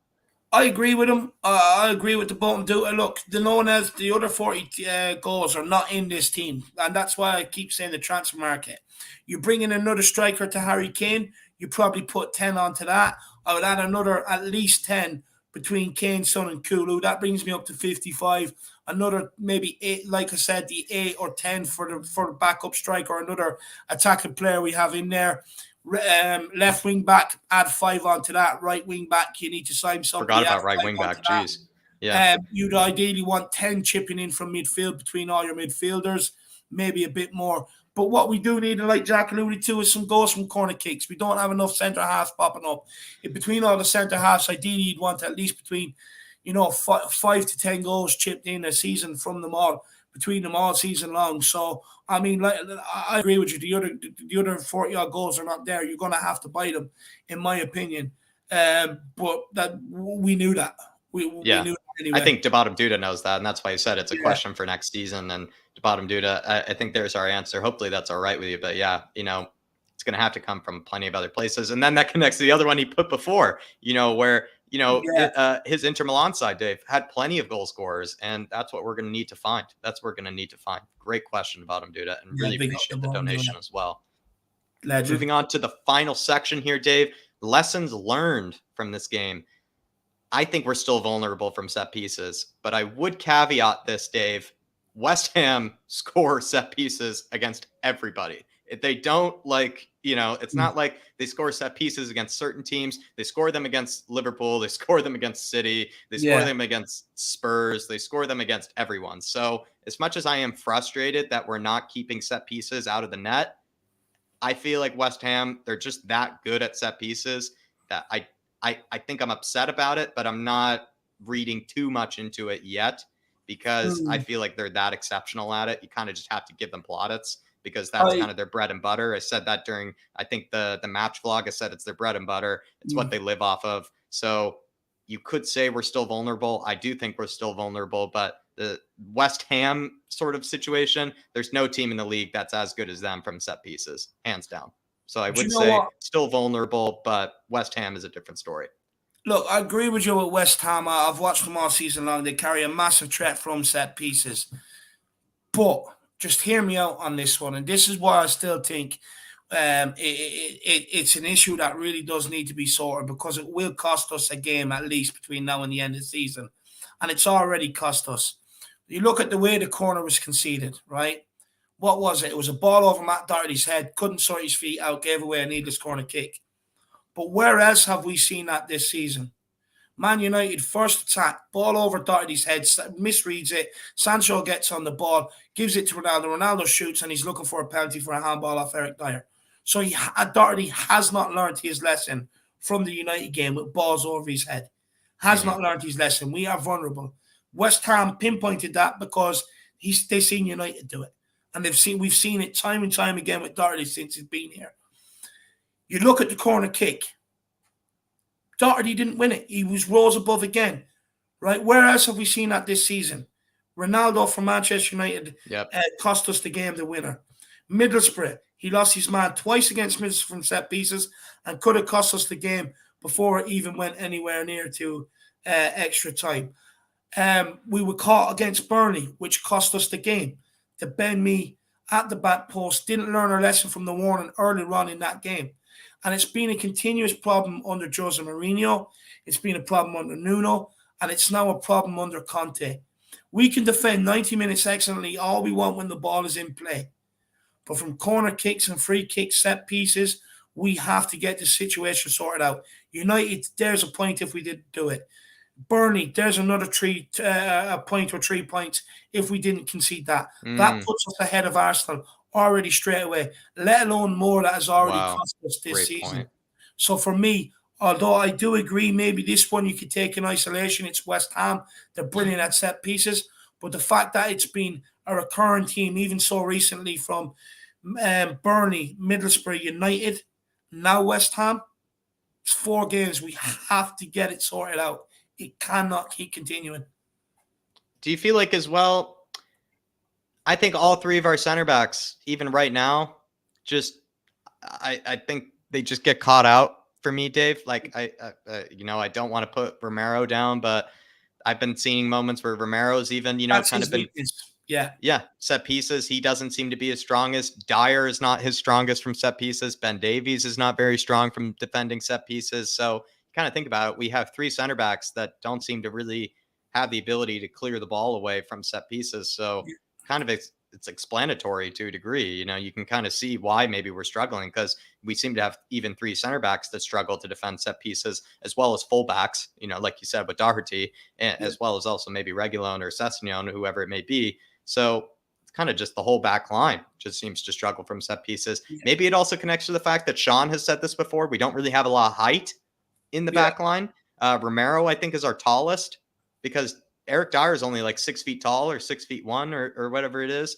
I think Romero is around that same height. Ben Davies is a lot smaller than people think. Yes. So kind of think about it that sort of way. Genuinely, we just don't have a lot of people that are really good at winning the ball in the air. And that's why I said, as much as I feel like a player like Dawson for West Ham is really limited as a player and is actually quite ugly to watch, what I respect about him is that the guy knows how to clear a ball away as well as knows how to put the ball in the back of the net with his head. And I feel like we just need somebody like that. We need somebody that's a bit more of, like I said before, a human missile in the air. And maybe that's, again, when we're looking at center backs, Dave, for next season and doing scout reports and whatnot, we we should actually take into consideration we need a center back that's really good in the air. As Yeah. much as we want him to be good with the ball at his feet and whatnot, I think we're actually a bit more desperate for one that's good in the air. No, spot on. What we need is like a centre back that he genuinely he relishes going and meeting that ball in the air. The centre backs out there. You look at the boys for Burnley, they love it. You look at the Dunk for Brighton, he loves it. Shane Duffy for Ireland, he loves it.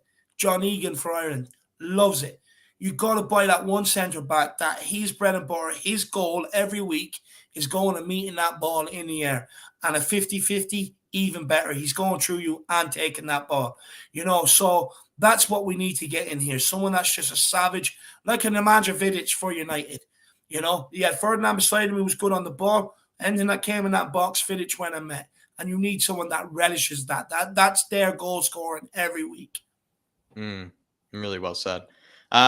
Lessons learned. I think we covered these really well, so I think we can kind of blaze through them. Yeah. Sonny is learning to play more narrow. We emphasize that a lot. I think, we practically rammed it home. So I do feel like everybody, if you feel like Sonny needs to be playing more out wide, you're kind of confused why he isn't. It's very intentional. It's clearly Conte asking him to play further inside, asking him basically to play as a second striker. And we even saw the way in the positions of the players, the average positions, Son is even almost playing higher than Harry Kane as well. So I think it's something we're just going to have to get used to. And we're also going to have to see the benefits of it. And I think that last game we certainly did. Bentancur and Højbjerg's relationship is certainly something to behold. I can't wait for Skippy to be back, just like everybody else. It allows, a bit more competition in there, relieves Højbjerg, of some of the responsibilities, doesn't have to overrun him like we always do. But again, that relationship is proving to be vital because we're seeing, as we said before, the huge difference between Højbjerg and the Højbjerg-Winks relationship versus the Højbjerg-Bentancur relationship is just night and day. And I think we saw that with West Ham. We saw that with Brighton. And we saw that with Man United, to be fair. Actually, I thought Højbjerg, again, had a great performance against Man United. Romero, the aggressor, like we said before, the guys just get stuck in for a living. If you have a back three, you need a psycho in there. And that's what I should have titled it. Romero, the psycho. You need a psycho in the back three. There's a reason why Pepe was one of the best center backs in the world for a few years, and because nobody wanted to even go near the guy, even look him in the eyes. No one wanted to even look him in the eyes because you knew what he would do to you if you did. And I think Romero is something similar, and it's good to have a player like that because we've been crying out for a player like that for a long time. And then Reguilón keeping the width. And this goes back to what King Hoddle said the other day. As much as Reguilón is blowing these chances, he's finding himself in these positions. And I like Sessegnon, but Sessegnon just doesn't find himself in the same positions that Reguilón does. Maybe because he actually doesn't have the pace, maybe that Reguilón does. Perhaps doesn't have the stamina that Reguilón does. And I think we're just going to have to be patient with Reguilón. I know he's a bit frustrating, but what he did offer against West Ham is a huge reason for why Son had so much space in behind, is because Reguilón, like David said, was doing the unselfish work of being able to keep the width and be able to keep that attacking threat out wide so that the fullback didn't cheat and then come inside. But I think those are the lessons learned, Dave. No, that's absolutely everything there. And look, I hope everybody has really enjoyed today's stream. Hopefully you've enjoyed the content that we have put together for you this evening. As you can see, we really do put our heart and soul into it. We really do try and think about what we're doing. Look, we will work on trying to get things maybe a bit across in a better way, but I'm very happy with how it went, and I just want to know how the people in this chat have received it. Just put in the comments. Did you enjoy it? Is it something you want to see more of? Do you want to see it after every game? Look, a lot of hard work goes into it, and big up Jack as well for helping with the preparation today and helping get this show on air and stuff like that. So just a massive thank you, and hopefully everyone did enjoy it. I thought it was absolutely brilliant. But Jack, where can people find you, man?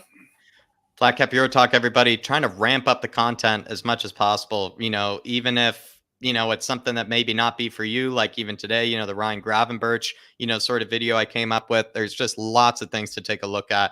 The Dybala rumors are coming back, everybody. I did a very nifty video, I thought, kind of comparing, Depay versus Dybala. I don't really think Depay is someone that would come to Spurs, but I kind of thought they'd be very similar sort of players to compare. And so I kind of decided to, maybe compare him with Depay and maybe add a bit of context to maybe what Dybala could offer versus maybe someone like a Depay could offer. You could say, would you rather have a true number 9, to really help out Harry Kane, or would you rather have someone like Dybala that can play across the front three? It's a good kind of debate. There were a lot of different answers in the comments. Some people were like, yeah, I would rather have someone a bit more like Depay. Some people were like, what are you saying, Jack? Dybala is world class. How could you say that? And plenty more content. Like I said today, I did a kind of something non-Spurs related, having to do with Bayern Munich. I said, what can Ryan Gravenberch bring over to that team? Dave and I just watched a ridiculous highlight reel from that guy, which was lots of fun, as well as plenty more content. I have some really good debates lined up as well. A lot of people really like the debates, regarding like World 11s or like best Premier League 11 and things like that. I'm definitely going to be doing those with Dave as well as Darius. Of course, I'm going to try to get him on as much as I can. But everybody, really do appreciate the support over on the second channel. Lots of content that I promise I'm going to keep churning out. I came up with a lot of ideas over vacation while I was taking some time off. So please stick by me on the second channel. I'm also responding a lot more on socials. I've been a bit more active on Instagram, a bit more active on Twitter and everything. So really, everybody, I would appreciate you sticking by me on the second channel and definitely suggesting maybe what you want to see over there, as well as I would say lots of content coming out. No, definitely do get over there, guys, and check it out as well. Transfer, look, end of the season's coming. Transfer window's coming. It's your channel, everybody. And when's the next one dropping? Either here on Flat Cap Your Talk. Look, the boom. I don't know if you've checked it out, but do check out the match day vlog if anybody wants to check it out. About 20-25 minutes long. It's just about mine and Jack's journey, the game, stuff like that. Hopefully, everybody did enjoy it. I think it's absolutely incredible. And look, we'll be back here tomorrow with a Knicky Answer Me at 9:30, pressing myself and other special guests on all the latest hot topics to do with Tottenham. Make sure you do come in. They can get very rowdy at times. They get good and very, very debatable. Flat Cap Your Talk, Jack. What you next dropping? Ooh, I have lots of really good ones actually lined up, to be fair. Kind of thinking I do want to do live stream soon, but that does, require a bit of planning ahead of time. I'm going to come up with something, probably be more of a shorter video that's going to come out. I'm not going to leak it yet, but I would say, everybody, Saturday, I believe it's going to be Saturday. Yes, Saturday, I am going to be doing kind of a fun video that's just kind of about, maybe transfers. And I think someone like Bottom Duda certainly would like it. I'm going to be ranking my top transfers from worst to best of the last 10 years. So that's going to include Paul Mitchell transfers, Steve Hitchen transfers, as well as Paratici transfers over at Spurs. I'm also going to be joined by Nick Lazy8 for that one. He's going to be giving me his worst to best. Sean Butler is going to be on the channel for that one, giving me his worst to best. We're just going to have this nice little debate on who were the best and worst transfers of the last 10 years with Spurs. I think it's going to be actually kind of a blast, nice and kind of lighthearted. So everybody, Saturday, it's going to be leading it along with those two. So do really show the support. And I really do think everybody's really going to enjoy that as well. That's going to be before Bob Spurs stream. So, I would just say strap in, watch that. And then I'm going to be putting the link in the chat for everybody. Head on over to Bob Spurs stream. I think it's only going to be like 30 minutes after practically. So you basically just grab a snack in between and then head on over to Bob Spurs, which is going to be epic. But everybody, do check out the content on Saturday. Like David said, Knicky Answer Me tomorrow. Love doing Knicky Answer Me's. And then Friday, we're going to be over on Tottenham on Tour, over on their channel doing their show. And then on Sunday, Alex Davies debate, everybody. The ones bring out the popcorn. Get the Panadol out, the headache tablets, get them out. Get the homework out, get the popcorn out, everybody, because Alex Davies is going to be a debate. And a bit of a twist here. I actually am going to be finding myself on the same side as Alex Davies on this debate. And we're going to be going up against David. Might add one more in there. Maybe add like a Danny Kiriakou or something like that, maybe to help out David. But it's going to be interesting. That big man can take them all on now. It's going to be interesting. So lots of content coming out, especially on the Irish Hotspur as well as the second channel. Yeah, no, it should. Yeah, I know, guys. Just look, get the Panadol out, get them ready. Alex has been hiding for a long time, so we're gonna get him on. We're gonna hear what he has to say. No, I love Alex, really, Don. He knows that he's such a good guy. Honestly, he's such a good guy.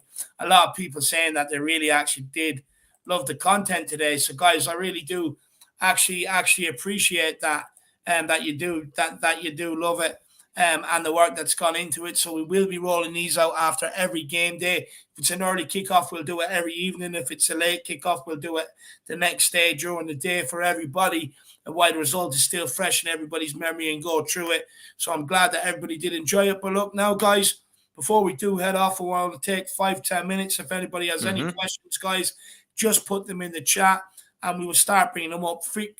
Quick fire questions.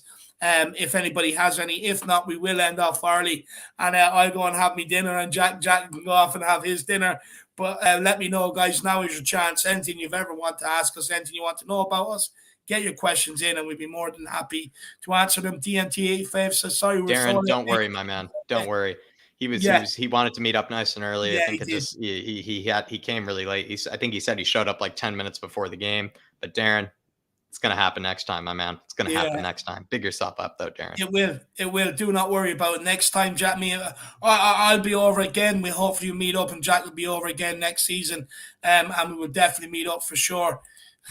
I don't know what this is. Al manager, AI manager, yes or no? Robot manager? I think Blue Dog is talking about. No, I'd stick by Conte, my man. Stick by Conte. Should we sign Kostic is probably the best version of what we're looking for. Dave, I think the unbelievable stat Kostic has had is that over at Eintracht Frankfurt, which is not, really, you would say, a team full of talent, the guy has, I think, created more chances or something like that than Messi has, or something like in the last 2 years or something like that, Kostic has. So I would say, and he also has a rocket of a left boot. That guy does as well. So maybe if you find Kostic in the positions that Reguilon has been in, maybe a different story. Absolutely would sign Kostic. I would sign him for 40 million, to be honest. I actually rate him that much. No, definitely. And like I said, need a niche in the team. Yeah, exactly. No, I definitely take him, Matsy. Big yourself up. Donovan Oosterreicher says, would you take Declan Rice at Tottenham with Chelsea sanctions preventing the Mount Rice reunion? You have to. I think if you could take him, you would. Look, I'll be honest, the guy stabbed me in the back so many times. That's right. England. What I mean? But he's a good player, and I like him. Yeah, I would. I definitely would. Donovan, I think he's better than Calvin Phillips. I think much better than Calvin Phillips. Yeah, I think that's what was interesting, was that he really did show, his prowess over Calvin Phillips. So I would take him, as much as it probably would pain Dave. And definitely preventing the Mountain Rice reunion for sure. Yeah, we don't want to see that happening. Welsh Gal says, how did you and Jack meet initially? Welsh Gal, believe it or not, look, I'd seen Jack put in super chats in other places. I've seen him on We Are Tottenham TV making a couple of appearances and in other places as well. I really liked what he was about. I really thought he could definitely bring something in terms of stats. I knew he would enjoy tactics like I do. And then he came on one of the fan shows on this channel. Usually I ask people their opinion. Jack didn't want to give his opinion. Jack was asking me my opinion on everything. I was like, you know what? I actually really enjoyed that. The guy has great questions and everything else. Let's reach out, see if he wants to do a show once a week. Let's put it out there and see how well it's gone. And it's just blew up from there. Yeah. And Jack has come in ever since. And I wouldn't trade him for anybody ever. Wow. Very, very nice, Dave. Welsh Gal, it's true. Everything you said, absolutely true. Big up, Welsh Gal. Great question. Great question. Yeah, it is a good question, Welsh Gal. Anybody else, just get your couple more questions in there. George says, how many goals do you think Decky can get in a whole season in the Prem? I would take 15. I think 15 would be a very good return. Jack? I would say he gets 12 goals, 7 assists. And that's what he gets. I think that's like a prime season for Kulu. Don't say that. Moondog will be down to the bookies now tomorrow. He'll be down to putting that on for next season. So specific. Yeah, I'm going to go 12 goals, 7 assists. I think it's going to be kind of like similar numbers to maybe what Son did with Mourinho. Not as high, nowhere near as high, but something close to that. Something close to what Sonny got last season. For sure. I love that. Big up, Blue Dog. Pedro Vasquez Sanchez, living the good vibes, boys. Appreciate great name, that, too. my man. Great name. Really appreciate that. Have we got any more good answers? Hope so. Alex is the Catwoman of Spurs. And Matt C, when are we getting the Irish Hotspur, the Big H collab? Well, I mean, look, I would absolutely love it, but it's never going to happen. None of these players would kind of look, I don't even unless you think they're have links allowed to your to. childhood friends. A lot of them aren't really allowed to kind of do stuff like that on YouTube and stuff, especially Until when they they're not retire. injured and stuff. Look, it's never going to happen. But believe me, once the guy retires, I am going to be relentless. Trust me. I'll write to him every single day till he writes back. He doesn't answer me. I'll get his address and I'll tie myself to his gates. And I'll just say, Kane, I know you want to go in right now. I know the kids are hungry and everything else. But unless you agree to this, I'm not going anywhere. You can call the police. I'll just be back here when I'm released. And every single time until you do it. And eventually he'll do it, Matt C. So it'll be a bit, might take 10, 15 years, but it'll happen before I die. And you can guarantee I will get his signature as well. And I will grab the pen, I will frame it, I'll hold it, I'll cuddle it, I'll cry to sleep with it every single night. You know, the whole lot, honestly. Everything. I love the guy. It will At least happen. you have Moondog's thing to cuddle, for now. At least you got Moondog's thing to cuddle for now. But guys, is there anyone else with any late questions coming in? Last chance. Give you another last 10 chance. seconds to get a question in. If a question appears, we'll answer it. If not, guys, we are out of here. Like we said, we will be back tomorrow. Willie Kinnicky answer me. 9:30 start, guys. Hopefully, we'll see you all back here. Thank you, everybody, for tuning in today. A massive thank you to you guys out there who have enjoyed it. We do have, I know you will, Toxic. I know you will. Big up. We do have a question in here. Replay says, can Sean play guitar? I've seen in his Spurs talk show lots of guitar. I believe he can very well. I bet he can very well. He has nice guitars. I can't remember whether he said he could or couldn't. I think he definitely can. He has nice guitars. He can. He can. As well as Brad Matthews. He and him are both, I think musicians in their spare time. I think they both kind of take that as like a bit of their hobby in their spare time. I think in Sean's case, I think he took a big break, if I'm not mistaken. I think he's kind of taken a bit of a break from, kind of jamming out and playing music, but at least, you can tell that he knows his stuff. So he definitely can, strike a tune if he needs to. And same with Brad Matthews. Yeah. Big up. Catman Jess says we'll have to take Catman Jess and Emily's question, and then we're going to end it off there, guys. Catman Jess says, Jack and David, it's amazing that you got to meet Nicky Hazard and Glenn Hoddle.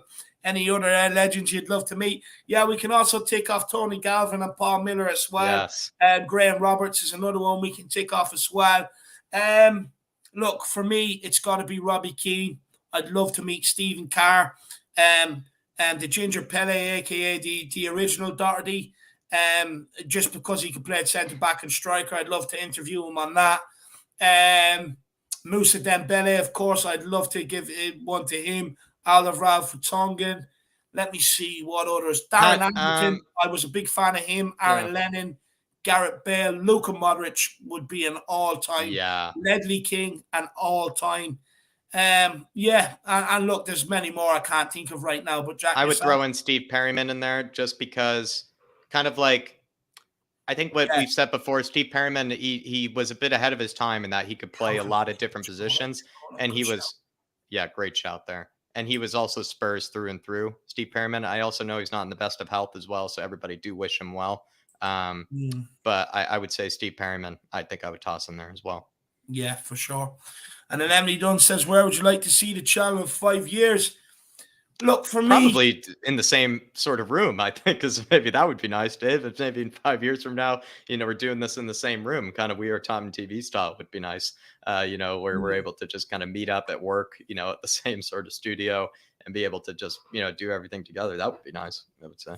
Yeah, do you know what I would like to see is obviously being in a studio, doing it live, to set up the We Are Tottenham TV boys have, but also bringing in more of the community and hopefully getting, the community to a point where some of them have show ideas and they'd love to host their own show on the channel and all that sort of thing, to get more Philip, Ellie, Oliver, Brian C. Socrates, Brad Matthews, Chris, Dermot, Kuva, Ben Kaufman, loads of people from the chat, just bring more fans on board and more fans of voice ultimately is where I'd like to take it. And love that. Look, if I didn't say I didn't want to aim to be the biggest Spurs YouTube channel out there or the biggest YouTube channel out there, I'd be lying. I always want to aim high. And for me, look, I have so many big plans. I just don't have the money to finance them, to be honest with you. But look, in 5 years' time, look, I'll be honest with you. If I was still sitting here in 5 years' time, I would be unbelievable proud. Yeah, that would be amazing in itself. Of Jack, of the community. I'll be honest with you. Who knows how long we could do it? We could wake up tomorrow and it could all be gone. You know, you just don't know. So for me, I'm enjoying it while it lasts. I really am truly, truly enjoying it. I've had nothing but good times doing it. I really have. And if I was still doing it in this 5 years, I count it as a blessing, to be honest with you. I don't see it happening. I would love it to happen.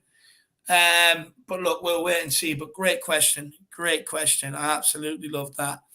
And Brian C. Socrates says, excellent analysis and insight, lads. As always, the match vlog is brilliant as well. Come on, you Harris Army. Come on, you Flat Cap Army. Come Big on, up, Brian. Well, look, Socrates. I mean, I hope you like the bit at the end, the learned part. I hope you love that. Yeah. You know, early inspiration from Brian C. Socrates. Yeah. But look, I'm glad you enjoyed it. It does take a lot of work. It takes us, honestly, watching the whole game again, pausing, rewinding. There's a lot to it to be able to kind of get things spot on, even create the animations, you know what I mean, and everything else. So a lot goes into it. I'm glad everybody has really enjoyed it. And the match vlog, look, all we had to do was turn up. Nick had done all the work on that. Yeah, everybody, credit again, to Nick for that. You know, massive double credit. shout out, triple Brian shout out. C, you'll be in the next one, I'm sure. You'll be coming on the next one.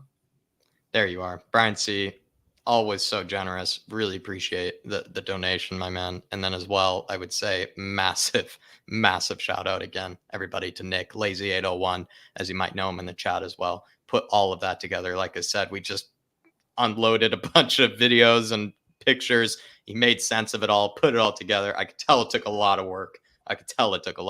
Yeah. So everybody, do give him the plaudits he deserves, and do give him the praise he deserves and the respect he deserves. But Brian C, really, as always, my man, always love and appreciate you. And like Dave said as well, hopefully you enjoyed that last little bit, because it's just like Dave said, almost directly comes from you. The whole idea of it comes from you, my man.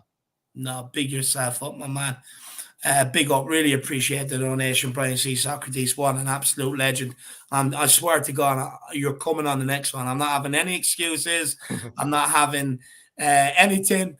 It's you're coming, and that's it. If I have to come down to your house and wait outside and drag you, I'm doing it, Socrates. But you're coming, my man. The bottom do it says in 5 years, Dave will be the chairman of the club and Jack, chief scout and director of football. That'd be nice. I wish, to be honest with you, there's a lot of pressure on in the football club. I don't think I'd want to be chairman. I just want to be doing this, to be honest with you. This is my passion. This is what I would love to be doing for my life, for a living. If it ever happens, we'll wait and see.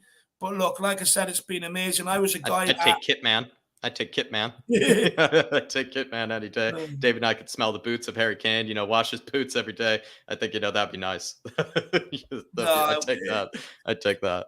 It really would be. It really would be. But like I said, I was here in 5 years' time still doing this. I mean, it'd be absolutely incredible. Look, I was a guy that I was camera shy. No social medias, didn't want to be in any pictures. When a picture was taken, I'd constantly be analysing, look, you're overweight, you need to lose weight, this, that, and the other, and to be sitting here now doing this, look, it's absolutely unbelievable. It's been life-changing. It's been a complete 180. And that's why I say to people, if there's anyone out there ever struggling with maybe what I was going through, believe me, I was in a similar position. And all you got to do is just put yourself out there and realize that the world isn't that bad after all. And there are a lot of people that love you, respect you, and, ultimately want to be your friend. And also, it's been absolutely amazing. And then, Jack coming on board, Nick, the people that, that backed us all the way, that come on the fan shows every week. It's been absolutely amazing. Nick is saying that in 5 years' time we'll have a billboard on Broadway. Put your money on it, Moondog. I love that, Nick. That's a good one. No, don't put your money on it. Do not. Actually, if you're going to put money on it, you may as well just pay for the billboard to put us up there. You'd probably get a better return, Moondog. And Nick, honestly, absolutely incredible work. Like I texted you, you've created memory in video form of something that we'll have for absolutely ever. And Nick, there's been nothing but good feedback on it, and people absolutely love it, my man. And Nick, back for watch-alongs now, lad. Back for watch-alongs. Come on, I don't know whether that's a blessing for you or a curse. I'm not sure. And then Tottenham Tactic Goal says, "You're both legends. Great stream, and you deserve all the success you get. Have a drink on me." Well, Dermot, I think on that note, my man, I think we'll end it off, and I appreciate that. Look, Dermot, you know me. I'm not a big drinker. Look, I'll be partial to a Captain Morgan with some ice and a bit of orange juice. It is quite nice. Points, not a big point man, but I'll definitely have a drink, to be honest with you. But before I do that, I am going to have my dinner because my stomach is rumbling. It's telling me it's hungry. And look, I really appreciate it, Dermot. But look, me and Jack will never be successful without the backing that everybody in this community has given us. So anything that we do ever, if we ever do, which, look, I don't think we will, but if we ever do go off and end up doing something big, it's only because of you guys. And that's it at the end of the day. Jack, anything you want to say to Dermot before we end off? Dermot, I apologize for missing our call today, Dermot. I apologize. I'll get back to you tomorrow. Just a bit, busy with, preparing for this show and everything today, my man. But as always, Dermot, really appreciate your support for us. He's an absolute brother, absolute family to us, and is just one of a kind human being, everybody. So everybody as well, head on over to Tottenham Tantrum Gold, because it's a right arm, I would say, of this channel. It's like the right arm of this channel. So everybody head on over there as well to Tottenham Tantrum Gold. Big up, no, Dermot. dude, Dermot, he's another man. He's another good man, another good character. I love Dermot, but everybody do get over and check out the Tottenham Tantrum Gold. It's a good channel. And look, if you wake up in the morning and you're one of these, you're up around 10, 11, and you like having your toast and a cup of tea, what better way to spend it than joining Tottenham Tantrum Gold for an old Tottenham talk? So, boys, get over there, and ladies. Sorry, as well, Scott made me realize early, boys, girls and boys. Get over there and smash that subscribe button. And then the bottom it says I'm preparing something for this channel. I will email it to you once I am finished. Hope it's worth your time. Thank you for sharing the vlog for people like me who will probably never experience this. The bottom Look, if anybody has ideas, don't ever be afraid to email us, put them to us. Even if it's constructive criticism, like, we can understand that. At the end of the day, we just want to make everything as best as we can for you guys out there when tuning in. And the bottom it's always worth our time. Anything that any of our followers want to come on and they'd like to do, and they have the passion and everything else, it's always worth our time, because to see other people coming out from behind the screens and doing something maybe they never thought they would do, it's always worth it to me. Always worth it to me. It doesn't matter whether it gets 1 view or 10,000 views. It's worth it to me. And that's what it is at the end of the day. And big Spot on. Do it.